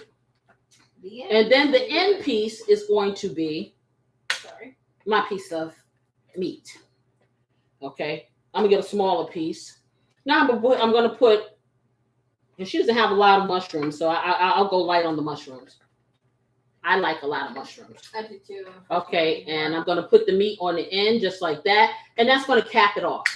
So, as you can see, this is more than enough, probably for 2 people. Oh, yeah. We're not going to eat all this, you know, but, you know, you get the idea. Now, the good thing about this metal thing is going to conduct heat. So, it's going to cook this meat from the inside out, and this meat is almost ready. It really is almost ready. What did I do with my pan? Grab that pan from underneath there. And I'm going to build the other 3 and put them in. Okay, but you see it fits perfectly in the pan, just like that. Okay, so I'm going to build the other 3. Put it back under. And well, we need to make space. Well, we probably need to move some of this stuff over because I need to be able to build these while I'm talking. Yeah, she's gonna put it over there. So that's what I'm gonna do. So I'm gonna take the other skewers and I'm gonna put a little bit of cooking spray on my hand, and I'm going to build the rest of these while we finish talking. So I told you that I was going to tell you about a kitchen rhythm that I came up with. Kitchen rhythms are not about recipes. It's about navigating in your kitchen, becoming one with your kitchen and the rhythm of it. And so I came up with these kitchen rhythms that I do every single week. And it's also something that I coach for people who are interested, but the kitchen rhythm that I was talking about, I don't know if you ever, and what really made me think about it is my sister. My sister has the inclination to cook. She's a great cook, but now these days she doesn't have anybody to cook a whole lot of food for her. And so because she doesn't, she has all of these wants. She wants to cook. She likes to cook. She's good at it. She's an excellent baker. And by the time you go to the grocery store, and then she probably goes hungry. And she gets these things that I'm gonna cook this, I'm gonna cook that, and then she brings it home, and it turns into a bowl of cereal. Yeah, I'm calling you out, sister. Okay, so she has all of this food at her house that is ready to be cooked and prepared, but sister, she just doesn't get around to it. The thought, I think it becomes overwhelming. It's like how if your house is really, really messy, and it's like, where do I begin? Where do I begin? Do I start here? Do I start there? Sometimes it's hard to really organize or think about organization, so it's that way for some people. For me, I try to always start at the beginning. And people are like, what does that mean? That means I'll start in one area and kind of work my way through. And I try not to look backwards, because if you look backwards, then you will get overwhelmed. And it's the same thing with like cooking. I'm looking at all this stuff right here. I'm like, ooh, child, do I really want to have to put all this stuff on here? But I'm going to have to, because I'm sitting here in front of y'all. I really only want to do that one skewer. I'm tired now. Okay. But I know I have to do it. So I'm finding something to distract myself, which is talking to you about kitchen rhythms. So when you buy the groceries and you have this intention, keep the intention in small batches. That's what I'll say. If you keep it in small batches, you won't overwhelm yourself. I promise you. If you go in there, I'm going to make something really fancy, okay? Instead of making a fancy dinner, start off with a fancy hamburger. Bring the food home. As soon as you come home, make it up and start preparing it as you're putting your food away. The reason why I'm saying this is this will get you jump started. So let me put some more meat on here. It's about jumps. And once you start the process, you're not going to stop. Okay, because then you're going to be like, I spent all this money on this food. Y'all know I'm going to cook this, right? And so it'll promote you to do it. It's just getting the momentum. It's getting the momentum going. So I'm putting some more in here. Let me get some more peppers. This thing is getting on my nerves with a little double thing because it does not want to stay even. But that's okay, because we're gonna make it do what we want it to do. How about that? Yeah. Okay. And so that's what I'm saying. You don't want to overplan. Don't do bite off more than you can chew. I know that we want to be advantageous, or we want to project more than what we're willing to do. But I'm gonna tell you like this: you are not gonna go from cooking nothing to cooking a 7-course meal. It ain't happening. You will get overwhelmed, and you will throw that in the garbage, or you put it in the freezer and call Popeye. That's what you would. I'm just saying that's what you'll do. So first of all, get to know yourself as far as your cooking dynamic. Right. Okay, and be real. It's all about communicate with your cooking you. Let me get this other little piece of meat on here. Just like that. I think I can fit a couple of more veggies on this, little thin ones. You want me to cook all of these? And then, I can't hear you. No, you can take about half of that.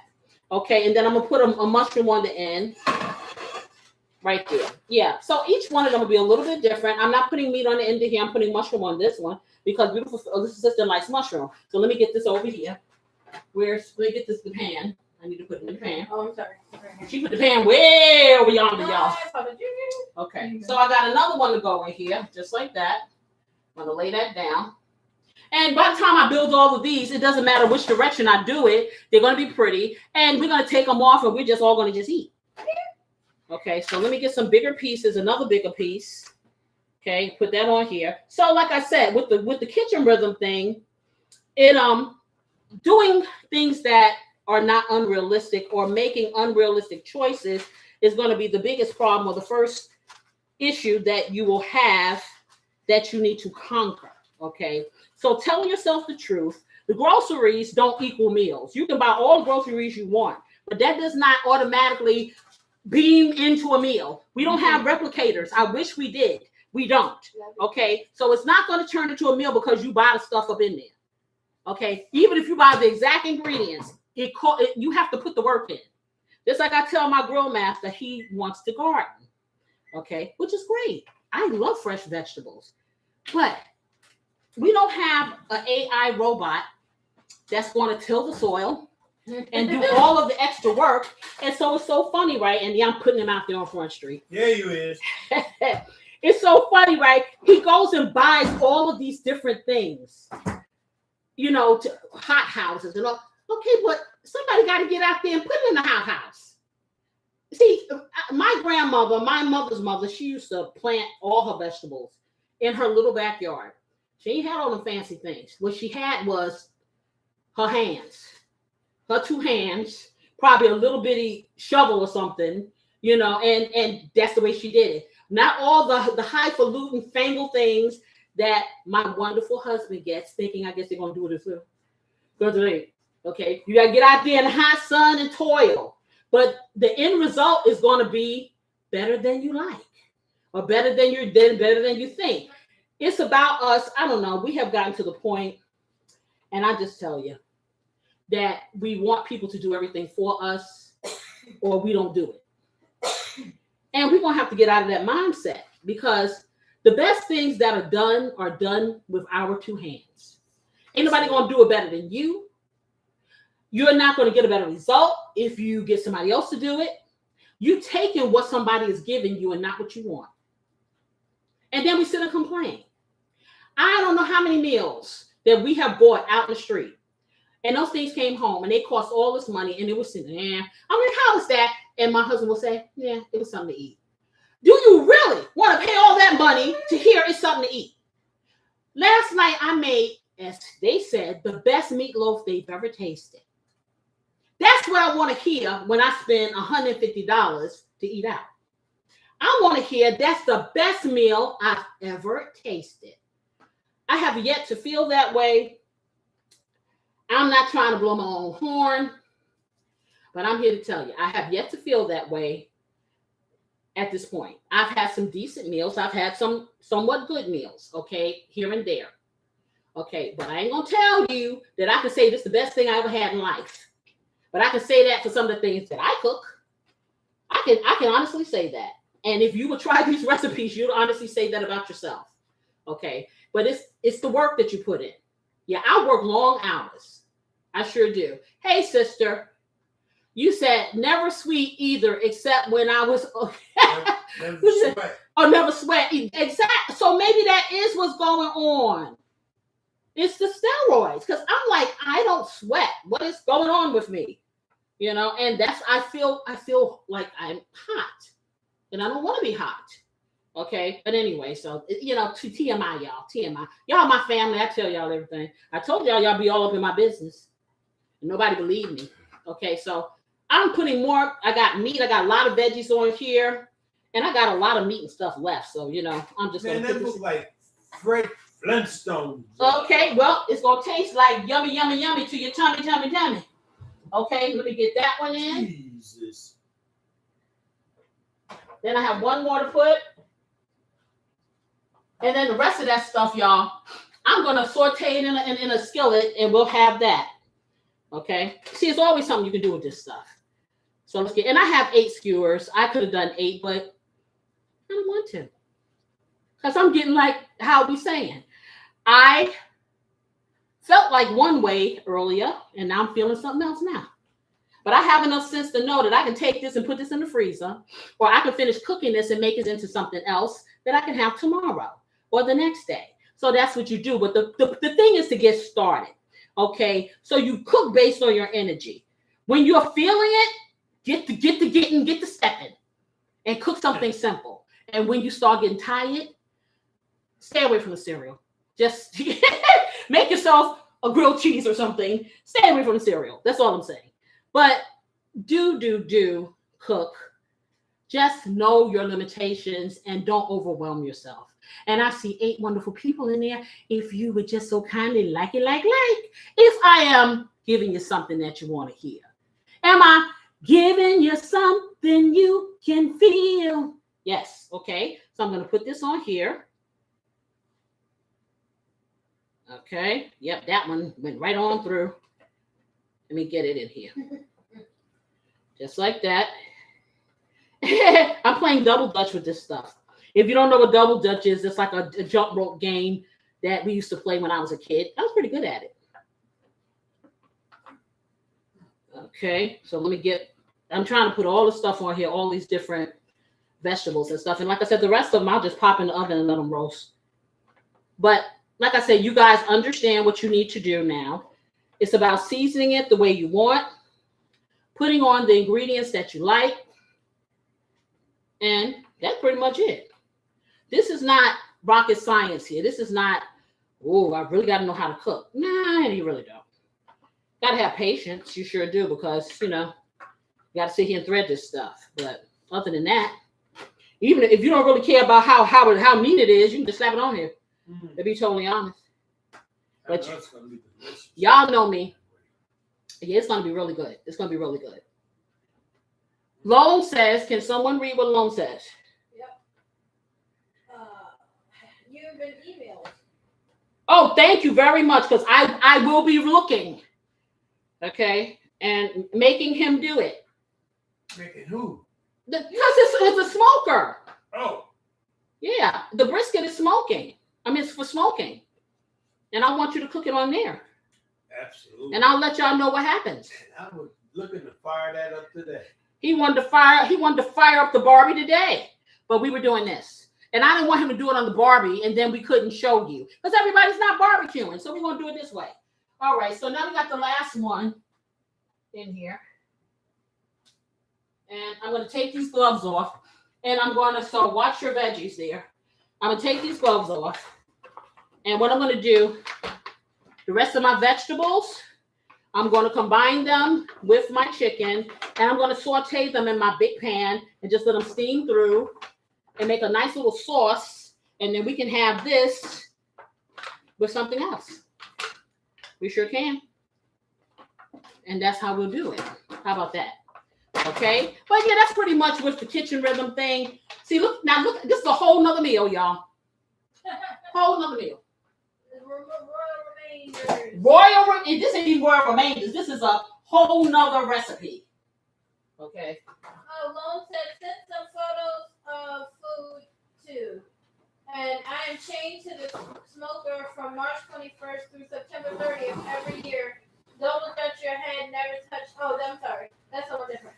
So that's what Lone said. The last thing Lone said was I am chained to the smoker from March 21st through September 30th every year.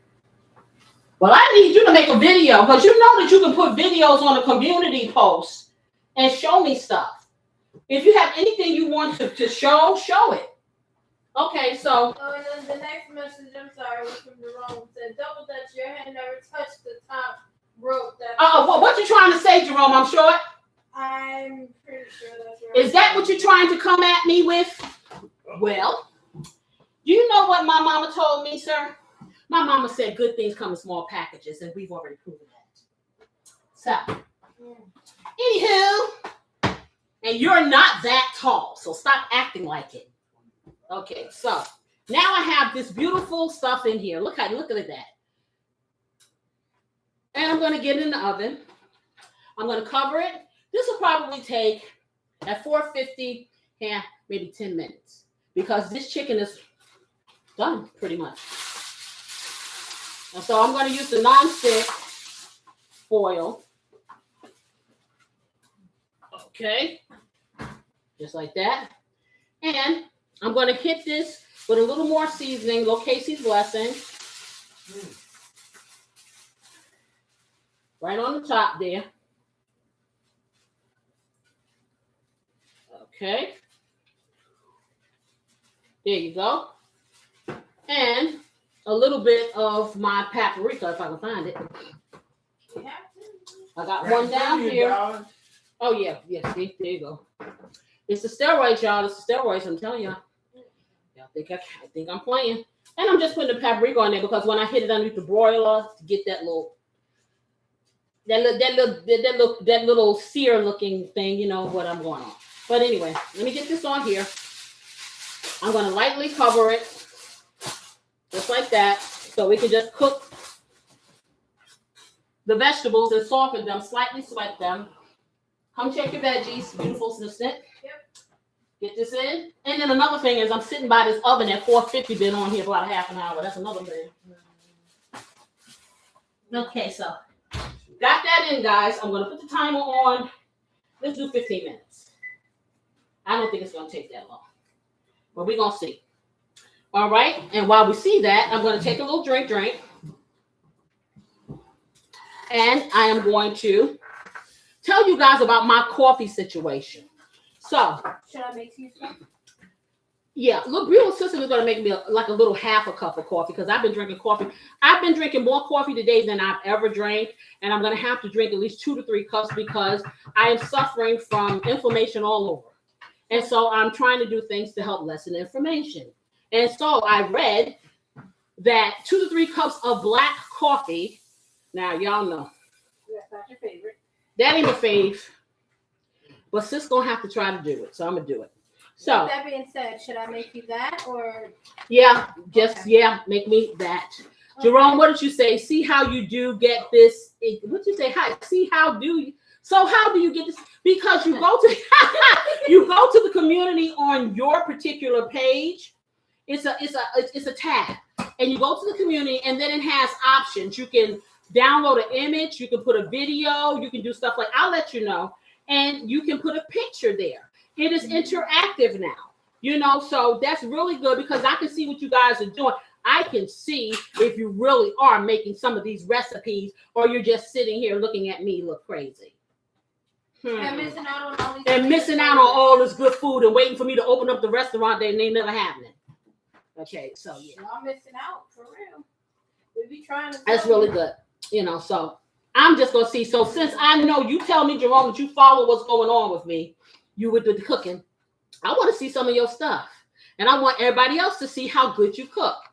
So with the coffee, you know, I do Sundown Coffee. I like to have me a little coffee after, you know, the day is done. When, you know, it's my me time. And I told you, I drink instant coffee with a little bit of heavy cream in it. I don't do any, or either I'll have the sugar-free, what is that? Coffee made liquid and a little hazelnut, no sugar. Well, I got used to that because I used to have Splenda. And back in the day, I used to put a half a cup with the powdered coffee made to find out I was just putting pure sugar in my cup. But that's a whole different thing. I learned how to drink it without sugar, just the sugar, the substitute that was in it, or just cream. I've never drank black coffee. Black coffee has never been my thing. I don't know how people do it. Well, I tried it for the first time yesterday. And I will say, as long as the coffee's not bitter, it's not the worst. It's tolerable. It's different. It is. So does it take it from something that's enjoyable for like reset to like a medicinal kind of thing? It's both for me. Okay. I hadn't did the reset is today, so this will be the reset coffee, and I'll tell you how it's making me feel. Probably hot because, ooh, child, I didn't know. No, for those of you coming in, I'm not having a personal summer. I'm having steroiditis. Anyway, so, and my sister just told me, and she's a nurse. So, anyway, so I decided reasons to change your coffee add-ins, and it doesn't mean that you have to take things out. Jerome, you said you're doing me and you got codfish, rice, and very good. I'm glad you're eating something. So shoot me a picture of that. I want to see it. I want to see what you do with your codfish. I want to see what your salad look like. I want to see. Yes, I do. So, what are you saying, beautiful sister? I was just saying the vegetables are pretty much done. Okay, you can set them to the side, and when the rice is done, she's going to incorporate here. Put some of your olives in the vegetables, and so they can heat up. Did you put you put that in here? Okay, and you want to season it. Season your vegetables. Okay, season your vegetables with the KC's blessing, onion powder, garlic powder, not a whole lot, little pinch of salt and some pepper. Yeah. Okay, because you're layering your flavors. So I'm not telling you to drink black coffee. That's just, I deleted some additives.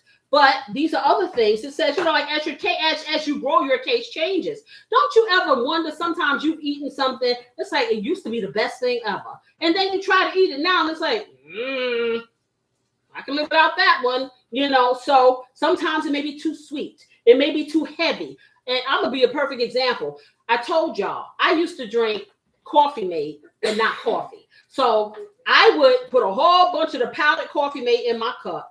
I would put maybe 2 tablespoons of instant coffee and be like espresso and put my Splenda in, or back in the day when I didn't use Splenda and use sugar. So it literally, you could lift it up and it would stir up.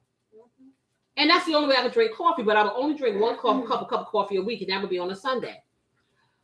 I learned not to do that when I read how much sugar was in Coffee Mate, the powder. And so I began to use the sugar-free liquid, and then I was using a little bit of liquid because it had like 1 carb in it, and then I was using the heavy whipping cream, a dynamic between the two, and a little bit of Splenda. So I decided, you know what, I tasted that stuff, and it did taste kind of sweet. So then I had beautiful assistant just make my coffee without any kind of sweetener, just the sweetener that came from the sugar-free sweetener, and that was it. And then sometimes I would just do the heavy cream. So I got to the point of doing that, and I've been doing that for almost a year now. And I'm fine with that. Now I got turned around and tried to drink black coffee. So that was a hard pill to swallow. However, I drank it yesterday. I did it twice. That was all that I could take. I guess I really don't drink that much coffee a day, so to try to drink, well, they said 2 to 3. So I guess 2 is good. But anyway, it wasn't bad because my issue with coffee has always been that it tastes bitter. Okay. And a lot of coffee brands taste bitter, but my particular brand does not taste bitter when it's brewed, or when I, put it together as instant. So it wasn't bad.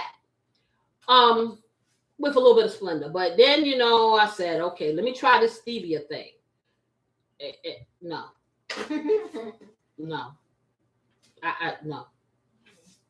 No. But I'm saying about things being different, it taste buds being different. If I put sugar in my coffee, I can't drink it now because it's just way, way too much. And I see 10 wonderful people here. Can you hit that like button and bring it up to fruition? If I am giving you some good pearls, please do. And if I'm still if I'm not entertaining you, then hit it anyway because you're nice. Anyhow, so I told her half a cup of coffee. And no, Jerome, I may not drink this all because this is hot. Okay, and I'm hot. So let's see where we're at with how much time we got on this thing. We got 750 on there. You're gonna get your thermometer and see what it look like for the meat and see what our vegetables look like. Okay. So I need you didn't give me the Splenda. Nope, I'll get you that in a second. Okay, because she think I'm not tasting this without any sweetener. I can't do it. But I can tell you that I can't. I have tasted it. But I find also it stays hotter longer when you don't put any creamers or stuff in it. Oh, of course. So now I got to sit here and really blow it. So now I have to be patient. Patient, y'all. I don't want to be.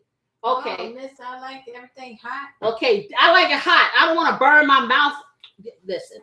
So I'm going to put a squirt of this Splenda in here. And then I'm going to have to blow it, y'all. But anyway, so for you, if you're changing your additives, like I said, hidden sugar can be sneaky. So a lot of people, and in the creamers and stuff, like I said, with the powdered Coffee Mate, it's a lot of sugar in it. So it's more like a milkshake. It's more like a bad drink when you do that stuff. So when your body starts talking back to you, which my body is talking back to me, then I got to listen. Okay, like E.F. Hutton. So I have to listen, and you may get bloating, you may get jitters, you may get headaches, you may get all the things above, and you're wondering why, because you may be putting too many different fruit things in your coffee. And you want to get down to the basics, okay? So some people don't even taste the coffee anymore. It's just I guess, the caffeine, and they just have to have it. I've not become addicted to coffee in that way. I do enjoy it, like I said, but I can live without it.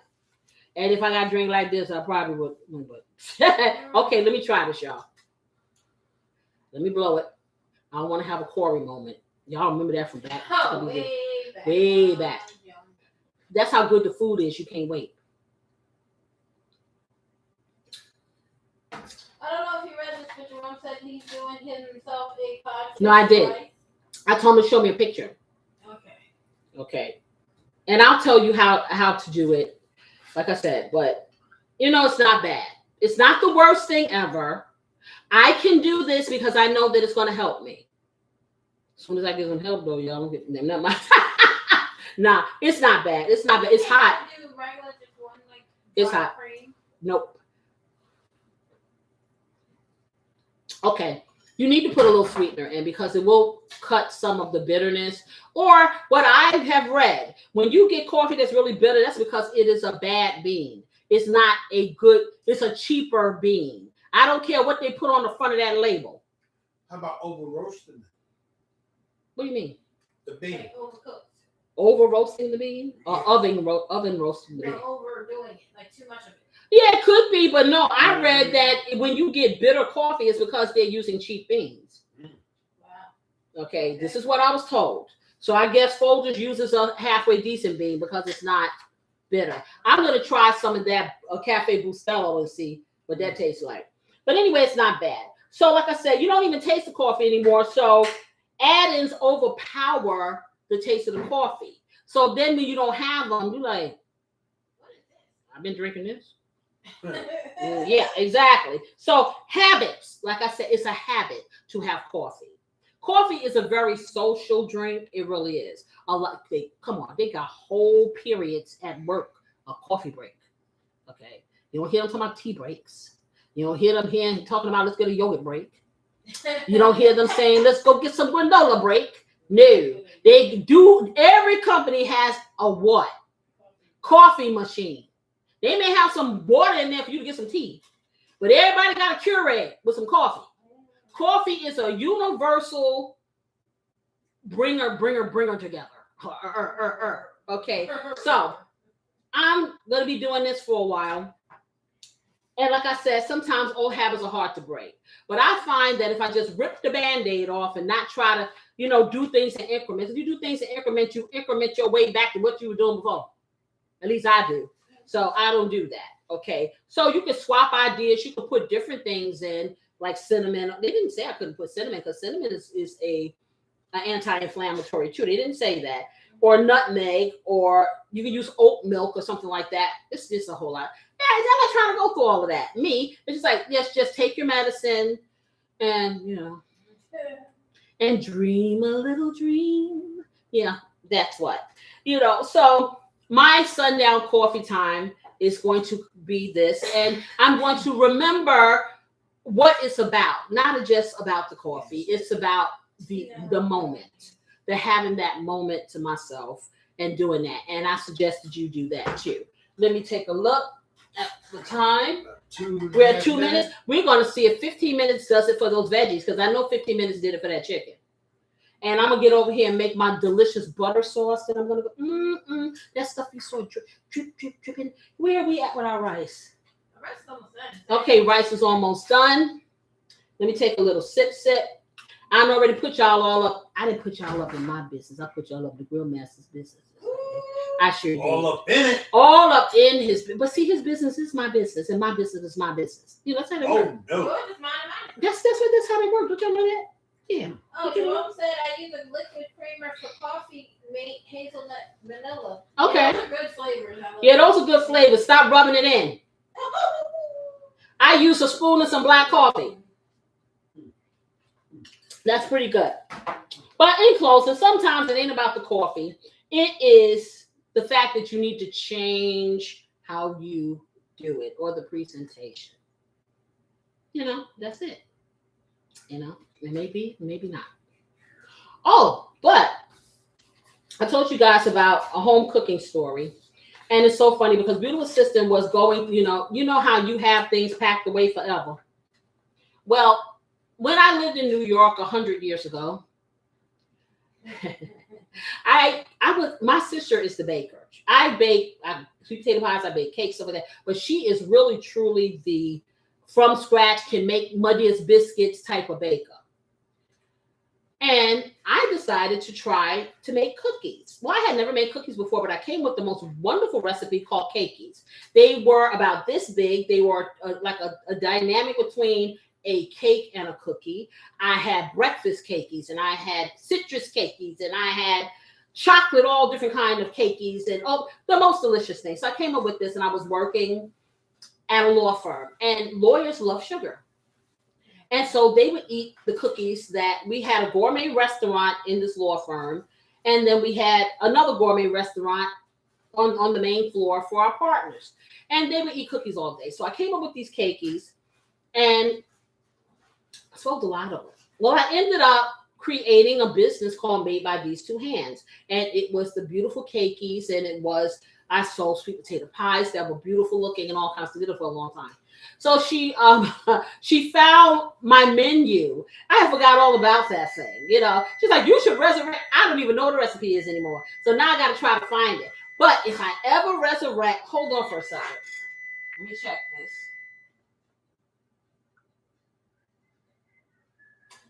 Let's see what we're cooking with, y'all.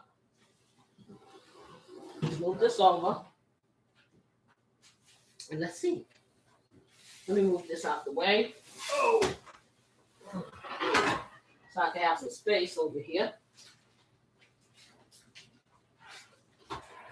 Okay. Y'all know I got to do this because it'll fog the glasses up. Ooh, that smells delicious. Or am I just too close to the situation? Okay, beautiful sister, come over here and with your thermometer. Yep. And see what you see. But see, the biggest thing is me to get the veggies, you know, because they were really raw. Okay, so check the meat or the Yeah, check the meat. Because with the veggies, they don't have a time. It's just like, well, I mean, you probably want them at certain temperatures so they can be soft. I don't want them soft. I want them to have some integrity. Okay, these say 140 and 139. Okay, get a thicker one. And then you'll go down. I like for her to go down the line because they're all different sizes. Some are going to be dunner than the others. Now, Yes. especially one girl said she got hide in the bathroom, tornado warnings. Oh my God. Okay, really? Please be safe. You said, girl, go get yourself safe. I appreciate you staying on. I don't want you to put yourself in danger. Yeah, so a lot of these are 144. They're not quite. Not quite that. Okay. So try about another 10 minutes. All right. So we're gonna put this back on. So put that back on, beautiful sister. Sit that in there. Okay. Did we check into the vegetables, see if they're getting softer? I see that the mushrooms. Yeah, they're starting to get there. Okay. So we're gonna put the top on. We're gonna do another 10 minutes. Put it on really good so it can steam through. Because like I told you, the meat wasn't ready. The outside looked like I wanted to look because I wanted to have a certain dynamic. Okay, let's get her back in. Just like that. And we're going to put it on 10. Okay, just like that. Okay, while we do that, I'm going to start melting my butter for Do you want to check my on sauce. The Yeah, you probably do. So what I have for the butter sauce is very simple. I'm not doing anything fantastic with that. I'm going to do 2 sticks of butter, 2.5 sticks of butter, and I'm going to melt it. So I'm you're saying what? No, I was going to say it looks like there's no liquid in there, but Okay. I'm just going to let it keep. So she's going to let it keep simmering the rice while I do my sauce. Okay, so let's get that over here. Just like that. And I'm going to bring this over here so you guys can see what I'm doing. So I have 2 sticks of unsalted butter because that's all I ever use.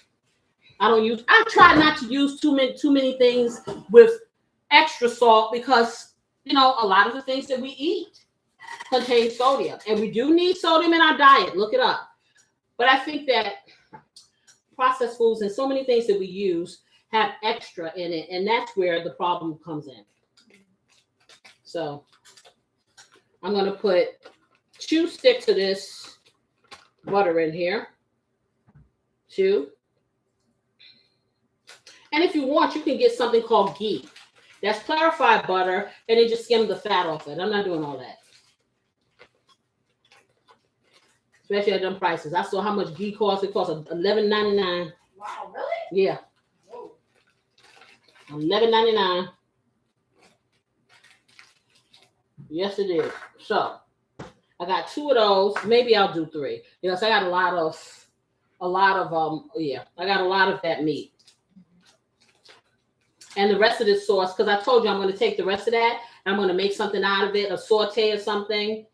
So we can have that in the freezer. And see, I'll just eat the meat and the vegetables. You know what I'm saying? I don't need to have potatoes or anything with it. Sometimes, for my lunch or whatever, beautiful sister, heat that up. I'm straight. Got my protein. I'm good. Eat a salad. Okay. I don't have to have all that stuff. You can even take that and get some nice black beans and season them and just have that with some black beans. Put some Mexican seasoning on there. Put it in a tortilla. There's a lot of things you can do with that. Okay, so now I have 3 in here. Hey, Lolo, happy Easter. Yes. Grill Master, Mixologist, family and friends. Lolo says happy Easter. And tell your daughter I said happy birthday. I saw it. Yes, I did. Okay, so now I have these 3 in here. And what I'm going to do, because I always got to hit everything Casey's blessing, I'm going to hit it. Okay, and put as much as I want on here. Okay, on the butter. And then I'm going to take my minced garlic. And I'm going to put a teaspoonful of the minced garlic right on top, just like that. And I'm going to put a little bit of black pepper.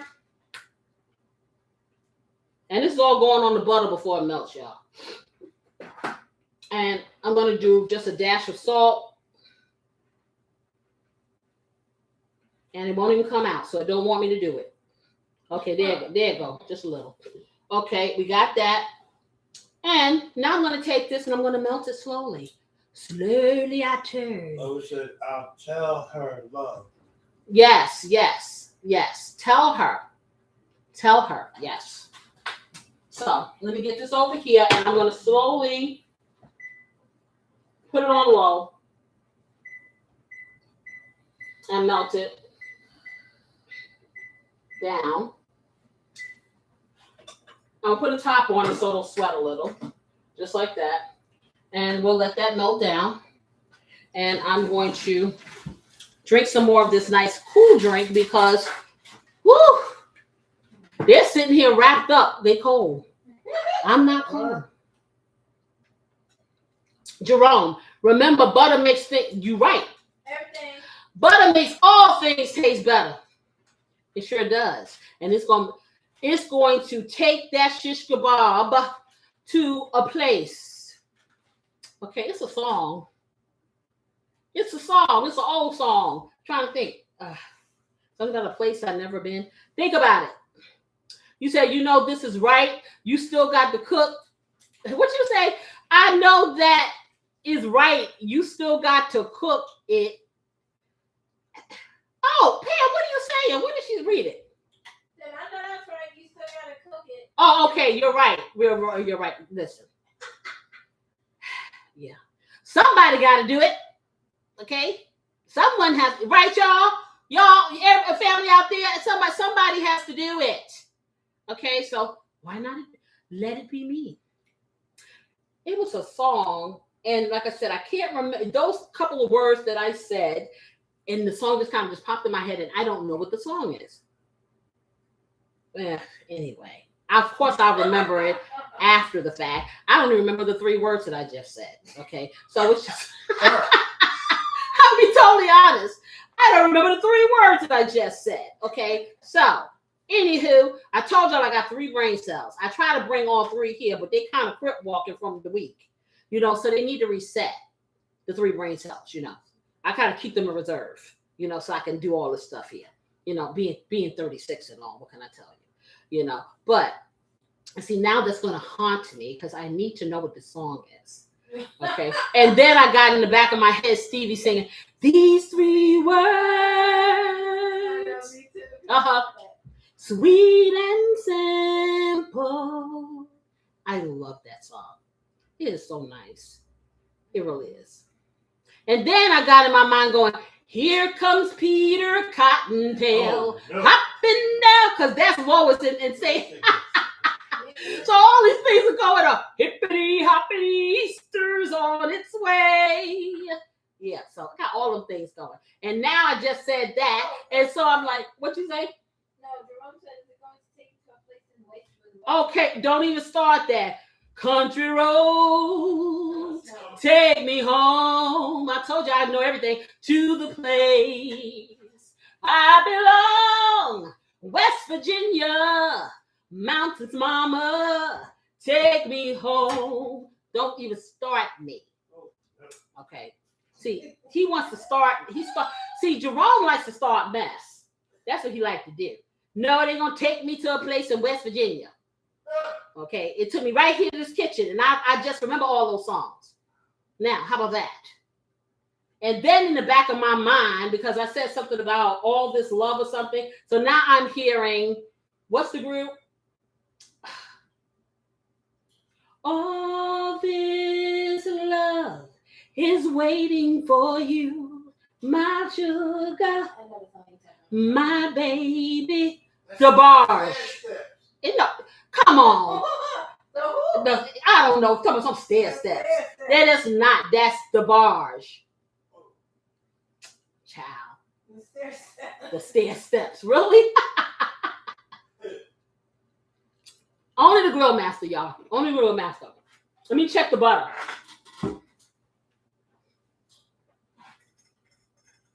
Okay, the butter is melting nicely. Nice and slow.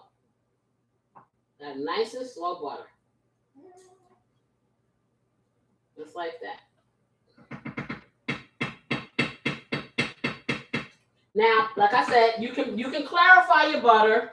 Once your butter is done, you can clarify it and you just skim the fat off the top. The fat don't have no bad taste. It doesn't taste good. But people like to have that when you're like dipping like lobster and stuff like that. They like to have the clarified butter. It's it's a look, really, because it's not a taste. I can definitely tell you it's not a taste. It's just you have it's a more foamy taste. It's cosmetic. It really is. No, it doesn't, because I dipped it in the butter just like that. Yeah. But when you're doing cosmetics, like I said, when I did the thumbnails, of course, it was clarified butter. I ain't doing all that today. Okay. Y'all just gonna have to live with it. That's all. Let me drink this. So I can think of so many songs. You can give me like 2 or 3 words and I probably could find a song. Really. On a good day. And I won't be calling everybody the 5 stair steps, whatever. Is that a group? Yes, ma'am. What do they sing? A song. Sing a song. Make it simple to last your whole life long. Don't worry that it's not good enough for anyone else to hear. Just sing. Don't start me. Woo, let's check it. Okay, let's get this off. And let's see what we got. Okay, let me wave that magic wand and see what we got.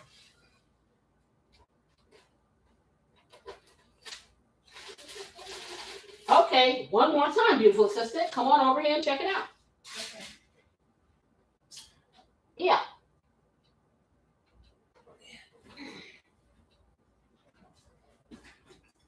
All right, because if it's where it needs to be, then I will do that broiler thing and I'll turn my butter up a little higher.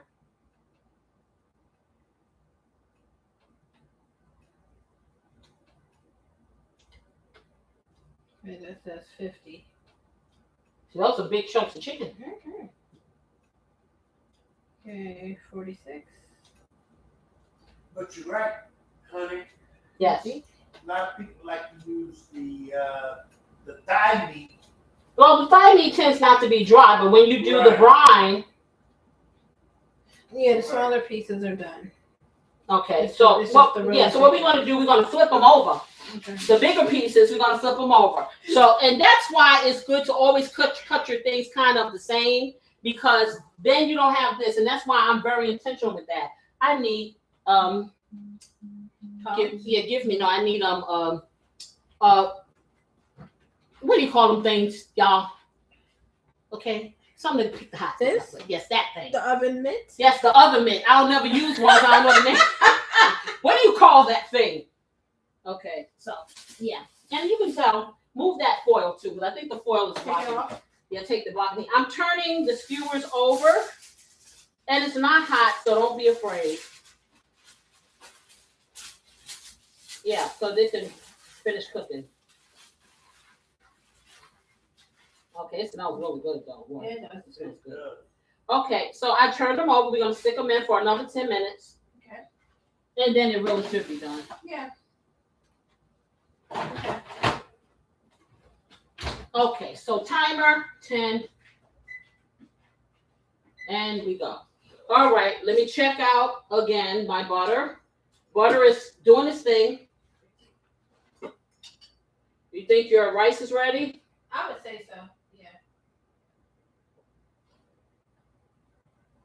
Okay, butter. Just like that. I'm going to take it up a little, y'all. I don't want to take it up too much because I don't want my butter to scorch. Let me check my beautiful turmeric rice here. And then, you got to get your veggies. You're going to have to toss your veggies in here. Okay. Okay, I think it's ready. And you can, I'm going to show them. Okay. But, it's heavy too. Okay, so this is what it looks like. We haven't tossed it yet. So I'm going to take it, we're going to toss it, and we're going to toss those other vegetables that she sweated into it. Okay. Let me do that now. Okay, but first I'm going to toss this. I'm going to show you, Lone had to go, so I want to show her. But I'm going to show you what you get, and this is instant rice. The fluffiness of this. Whole grain, delicious. It's not all stuck together. I hate stuck together rice, y'all. Okay, so I'm gonna let you see. Do you see that? How it's just coming like, you see that? This is instant. Okay, so now I fluffed it up. So beautiful sister's gonna come over here and incorporate those veggies in here and stir that up. Then we'll put the top on. And we're just waiting for the shish kebab to finish. Okay. And that'll be that. Okay. I did such a good job at not overcooking it until it had to cook a little longer in the oven. Okay. But that's fine because that's what everyone wants who doesn't want to have to do any work other than the oven. But you're not going to get that same sear brown on it, like I said, and I wanted that. But my husband still hadn't told me who these stair-step people are. I was in the process of listening to a song. I don't know. What's the name of it? It said Ooh Child. Oh, Ooh Child. Oh, you're right. The 5 stair steps. Y'all remember that song? Ooh Child. It's Ooh Child. Things are gonna get easier. Ooh Child. Things will get brighter. Yeah, I didn't know who made that song. I don't know the name of the group, but I know the songs, okay? Because he listens to different kind of music I listen to. He has very old ears. So he was young and these people were older and listened to this stuff. But anyway, he probably could take you back to, what you take him back to, honey? Did he leave? I think he might be there. Okay, he left. He left because he knew I was going to talk about it. Anyway, yeah, he take it back to when they had, what, 38s? 38s were like, it was like, it wasn't a big record album. It was bigger than a 45, but it was like a mini LP. And I remember they had this jazz group. My father had them. They had this jazz recording company called Blue Note. And they had all of these jazz artists in these little 38. Child, they had all kinds of stuff, all kinds of records and stuff, different type of sizes and things. But, he was big into jazz and stuff. I like jazz, but I like contemporary jazz. Grover Washington Jr., Kenny G. I mixed Yeah, it people up. like that. I mixed it up for you. Okay, so now this mixed up. Let them see. Okay, I can't lift nothing else. I'm tired. Okay, so now she's being mindful. Come around this way. Okay.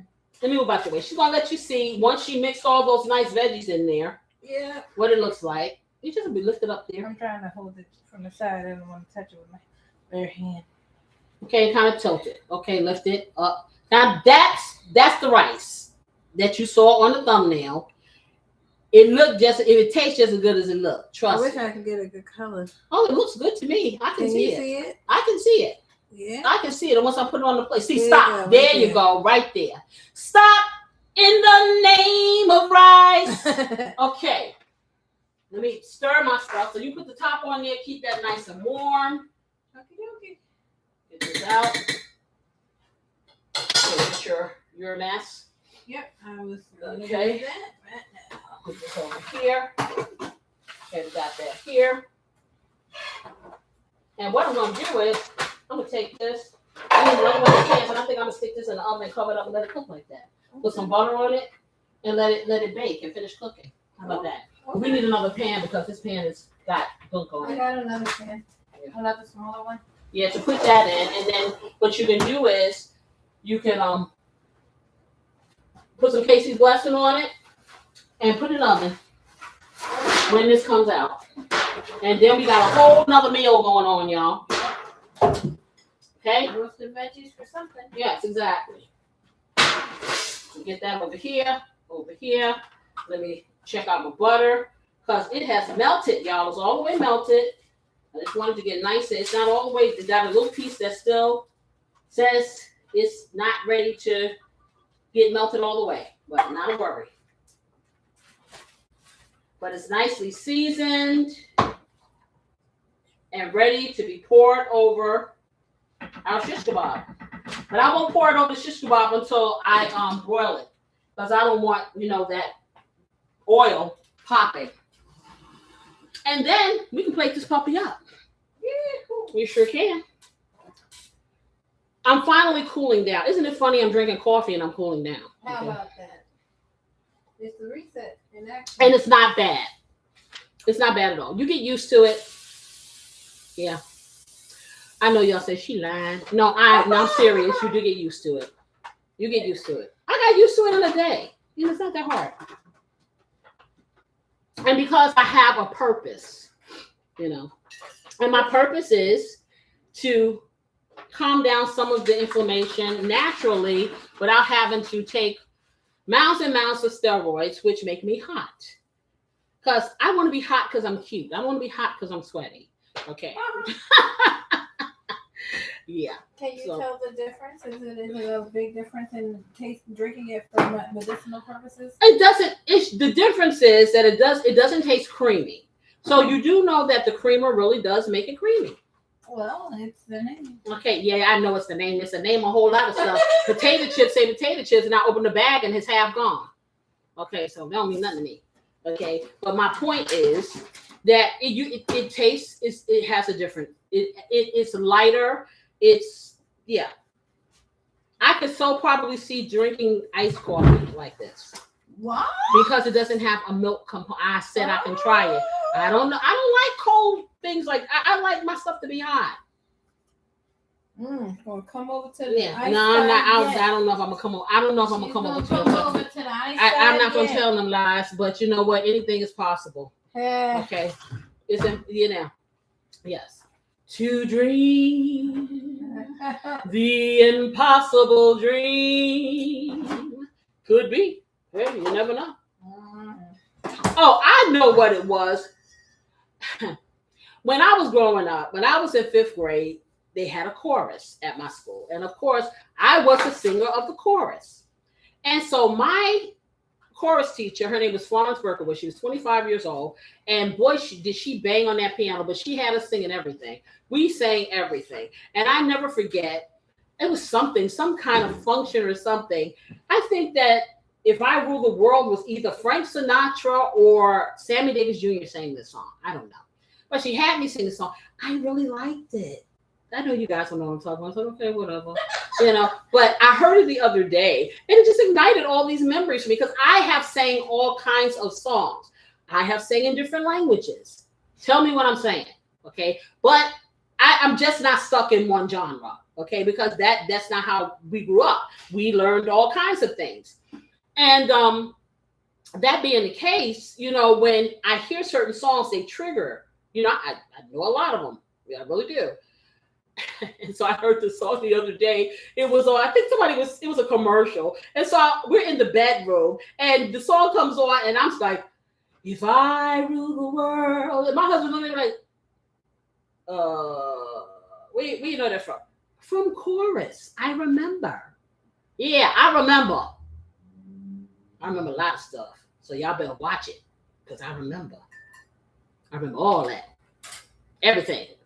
Things I don't want to remember, I remember. That's really, I'm going to say that's getting to be good. Maybe. I'm going to drink it anyway. How about that? Let me check my butter. Yeah, I want it to be nice, and I'm going to take it back down to low. Because I want it to be nice and warm when I get it on this up. And let's see if it's ready. And of course now I can't find my microfiber. Oh, here it is, over here, because beautiful sister had it all over here. Okay. Let's get this cleaned off over here. All right. Let's see. I'm not gonna turn it off. I want to see the timer. Oof. See, I forgot the fan, y'all, and now the glasses are fogged up. Okay. Let's turn this off. Come on, beautiful assistant. I think it may be done. But this one was, see, and you can tell when it's getting done because it starts emitting juices, and it wasn't before. So I think that this may be it. Yeah. Check it out. And then I can do my broil thing. Yeah. My butter on there. See, because you see all those juices that came out of it when I flipped it. On the bottom, yeah. And I took the foil away. Oh yeah, that's 80s now. 74. Okay. And all we got to hit is 165. So. Yep. Yeah, these are done. Okay, try them ones up top there. Ain't going. These. Ain't going.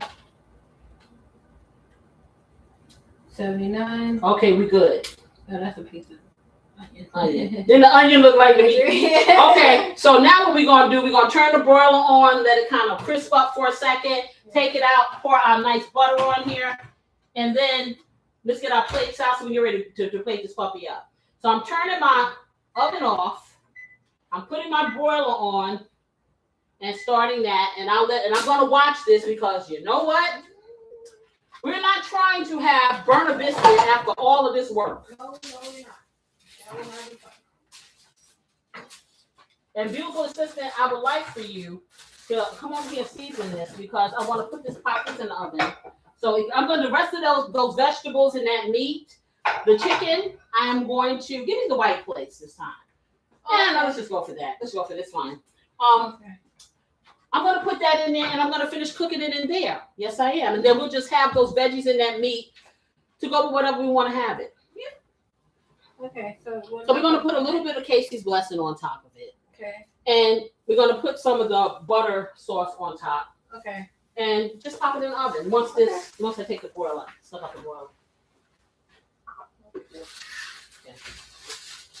And I'll be in a few minutes. But then you can put the Casey's blessing on it. Yep. There's already got plenty of seasoning too. Yeah, exactly. And finish cooking it up. And then that'll be that. For those of you who came in late, we've gone through a gamut. We have some lovely, it's going to have butter, a nice little butter glaze on our chicken shish kebabs. We have a lovely turmeric rice with vegetables in it, which was our surprise side. Our mixologist, and again, mixologist, what is the name of this lovely drink that's pairing with it? I saved it so I can have some with it. It's called a pineapple coconut lime refresher. Yes, it is. And we just talked about a lot of stuff. Yeah, we did. We always do. And we're about to play things up. So if you missed anything, I say rewatch because you're going to want to cook this. Oh, yes, you are. Trust me, you will. So that'll be that. I want to wish all of you guys a wonderful rest of your weekend. Okay, whatever that may be for you. Guess what Casey's doing? Casey's going to take a nap. Yes, I'm going to sleep tomorrow because I'm tired. Yes, I am. And I need to. This reset has relaxed me to the point that I actually am going to go and get in my bed. What are you going to do after the reset? I'm waiting. Tell me. I'm interested. Tell me something good. Let me check this. Oh, that's getting just like I wanted. Beautiful. Oh, yes. Okay, I'm going to flip it so I can get the same thing on the other side. Because like I told you guys, you have to know your utensils, you know your oven, stuff like that, and know your hot spots. So I'm going to flip this around just like that. And I want to get a little bit of char on my veggies. And then we're going to be done. Let me get this over here. Set that up. Just like that. And just like that. Okay? And be very careful. We're hunting rabbit. Y'all know I watch too many cartoons, right? Okay. So, let me just get this out because we're doing broiling. And broiling can be burning if you don't watch what you're doing. Okay, just a little bit more because it's just not where I need it to be. Okay, and let me get my favorite little scooper for my rice. Get that out of there. Gotta be very careful because I look around and this stuff will be Cajun. Okay, so I think it's good. I don't want to dry my meat out. Let me turn this off. My butter. Let me move this over. Just like that. And let's get this out. Then I'm going to pour my butter. Okay, but I'm going to let you guys see what it looks like before you do all that. And then you know why I went through what I went through to do a sear. Okay, let's turn this off. Now, I want you to see. Do you see how beautiful these are? You see how beautiful? Can everybody see? If you can see it, give me a heart. Give me something so I know. Okay. You see how beautiful those are? But they get better. You see how the vegetables are intact and not pulverized. The meat has a nice little sear on it. But the tenderness you will find out in a moment. Now, I'm going to take these and I'm going to get my butter sauce. And I'm going to spoon my butter sauce over here, over this. So I'm going to get, I guess I get a spoon. I'll get a spoon. Let's see, what spoon will I get? Let's see. I'll get a spoon. I was going to get a ladle, but I'm like, hey, why do that? So I'm going to take this and I'm going to kind of just spoon it over just like that. Oh, yeah. Just like that. Beautiful. Just like that.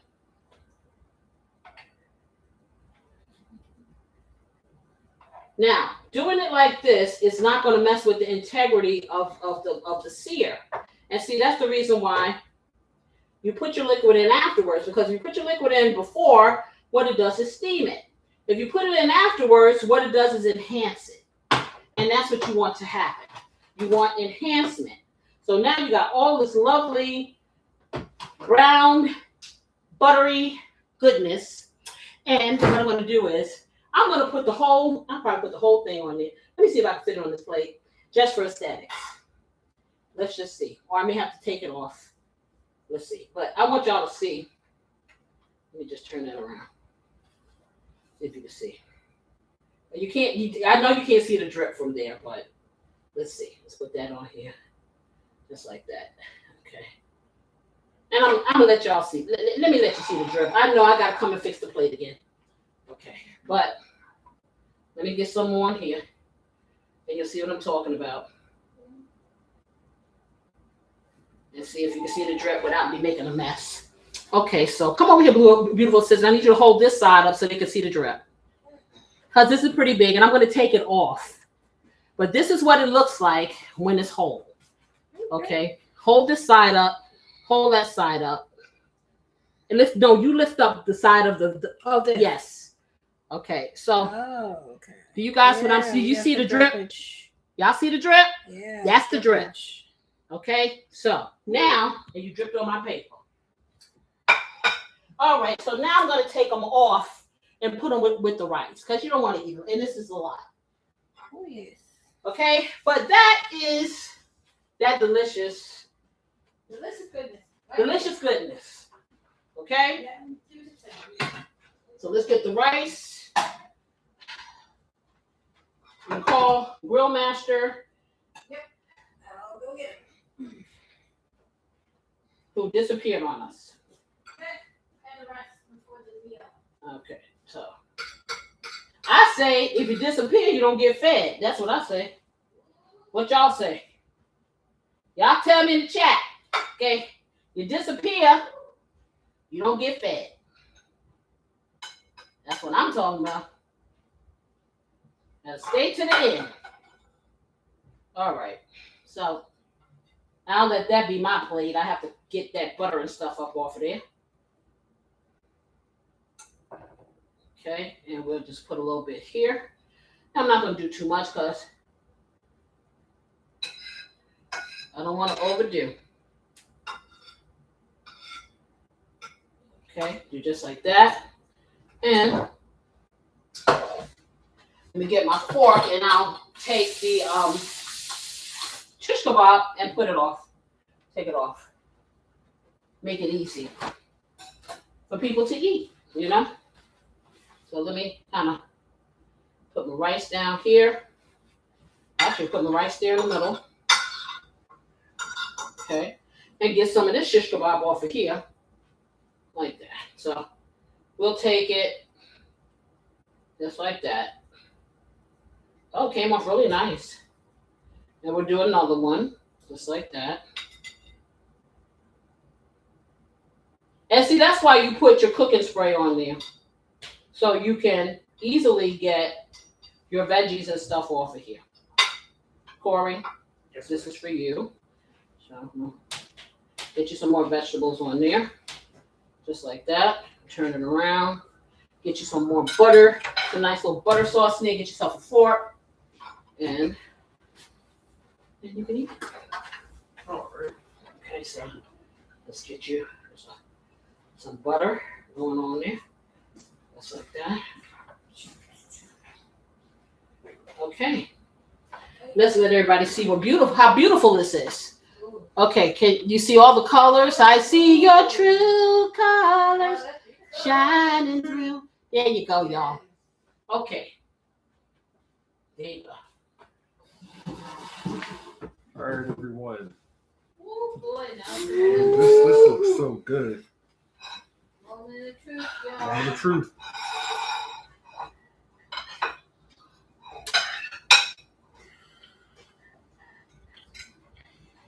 The texture of the chicken is so good. It's like nice, has a nice crispy outside, but nice juicy, soft inside. So good.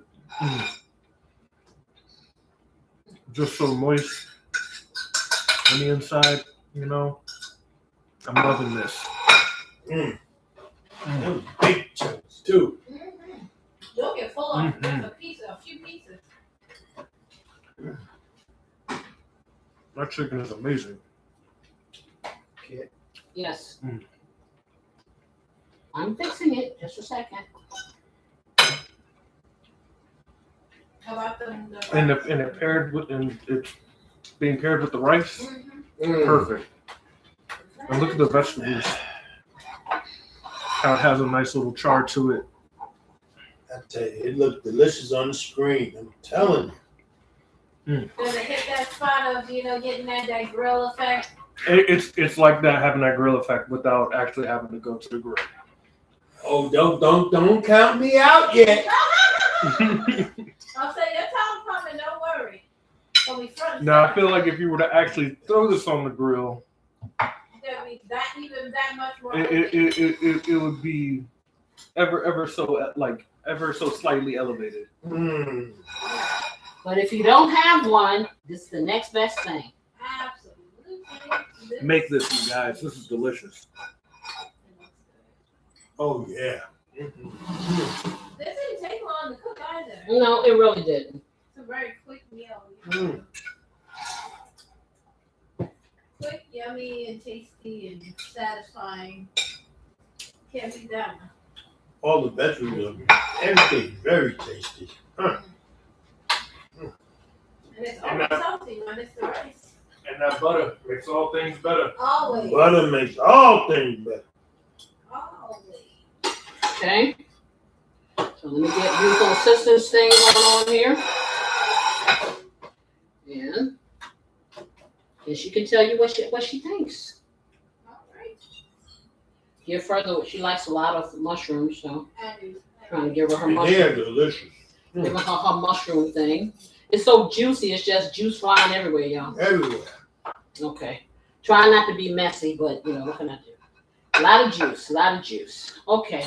So beautiful sister, come get yours. Tell them what you think. Okay.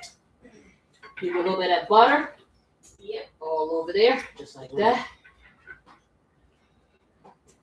Ooh, my. Look There you how go. beautiful. Beautiful as always. Let me bring this over to you guys so you can see. At least a little bit. I don't want to drop my food off the plate, so. Yeah, I'm gonna get me a nice utensil.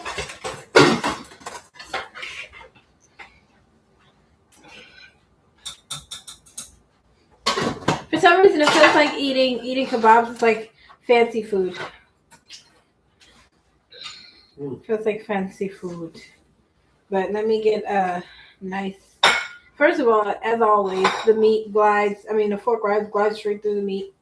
No struggle whatsoever. Just comes right apart. Mm. There's no fight. All there is delicious flavors. Very, very, very tender. How long did you have to marinate this again? As long as it took me to massage it. Wow. You would never know. And About 5 minutes. you would think that it's been marinating for hours because it falls apart. Deliciously flavored, not overly seasoned, ever. Not too salty. Everything is nice and juicy, nice little char, nice little crisp to it. It does give you the vibe of you had grill food. With half the time and effort and all the flavor. Okay. Well, I'm eating, y'all. So, sorry, I had to eat. So I'm gonna give my 2 cents. I've already bitten into it. It's really good. I probably have way too much food on my plate, but I had to get a little bit of everything. So I'm gonna tell you. Now chicken breast can be dry. This is not. I'm getting my vegetables and getting everything on here. This chicken breast is not dry. These vegetables, they're intact. I'm gonna put this in my mouth. Watch. Here's a rice.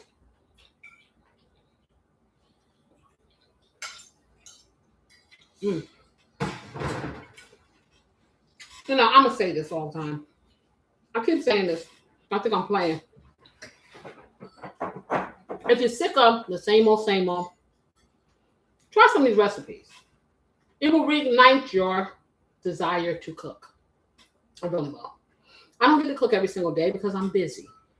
Beautiful sister does a lot of cooking during the week. Weekends is when I get to explore. If it's only on a weekend, give it a shot. It's worth it. And then come home with us. Spend some time with us. Spend some time in the FlavaHouse and reset. In any case, I hope that this has been as good for you as it's been for me. I enjoy spending time with you guys each and every week. I enjoy inviting you into my home and you being a part of my family. For all of you newcomers, I hope you choose to come back again because I really enjoy having you. And hey, just hit that subscribe button so you'll know when we're doing this each and every week. As I said, Casey's Blessing is going to go on sale for Maryland residents. I got 50 bottles. I will put out a short, so you guys need to subscribe so you'll know when it's coming. And you'll get that notification, turn those things on. Well, that's it for me. I want to wish you all a happy holiday for those of you who celebrate, a wonderful weekend for those of you who are just finishing out your reset. And I'm going to see you guys next week with something else for us to do. Yes, I am. So be ready. And you know what I wish you? I wish you love, peace, and what we wish y'all family. Some great weekend eats. I'm going to finish this up, and I'm going to do what I should always do. Give me some rest.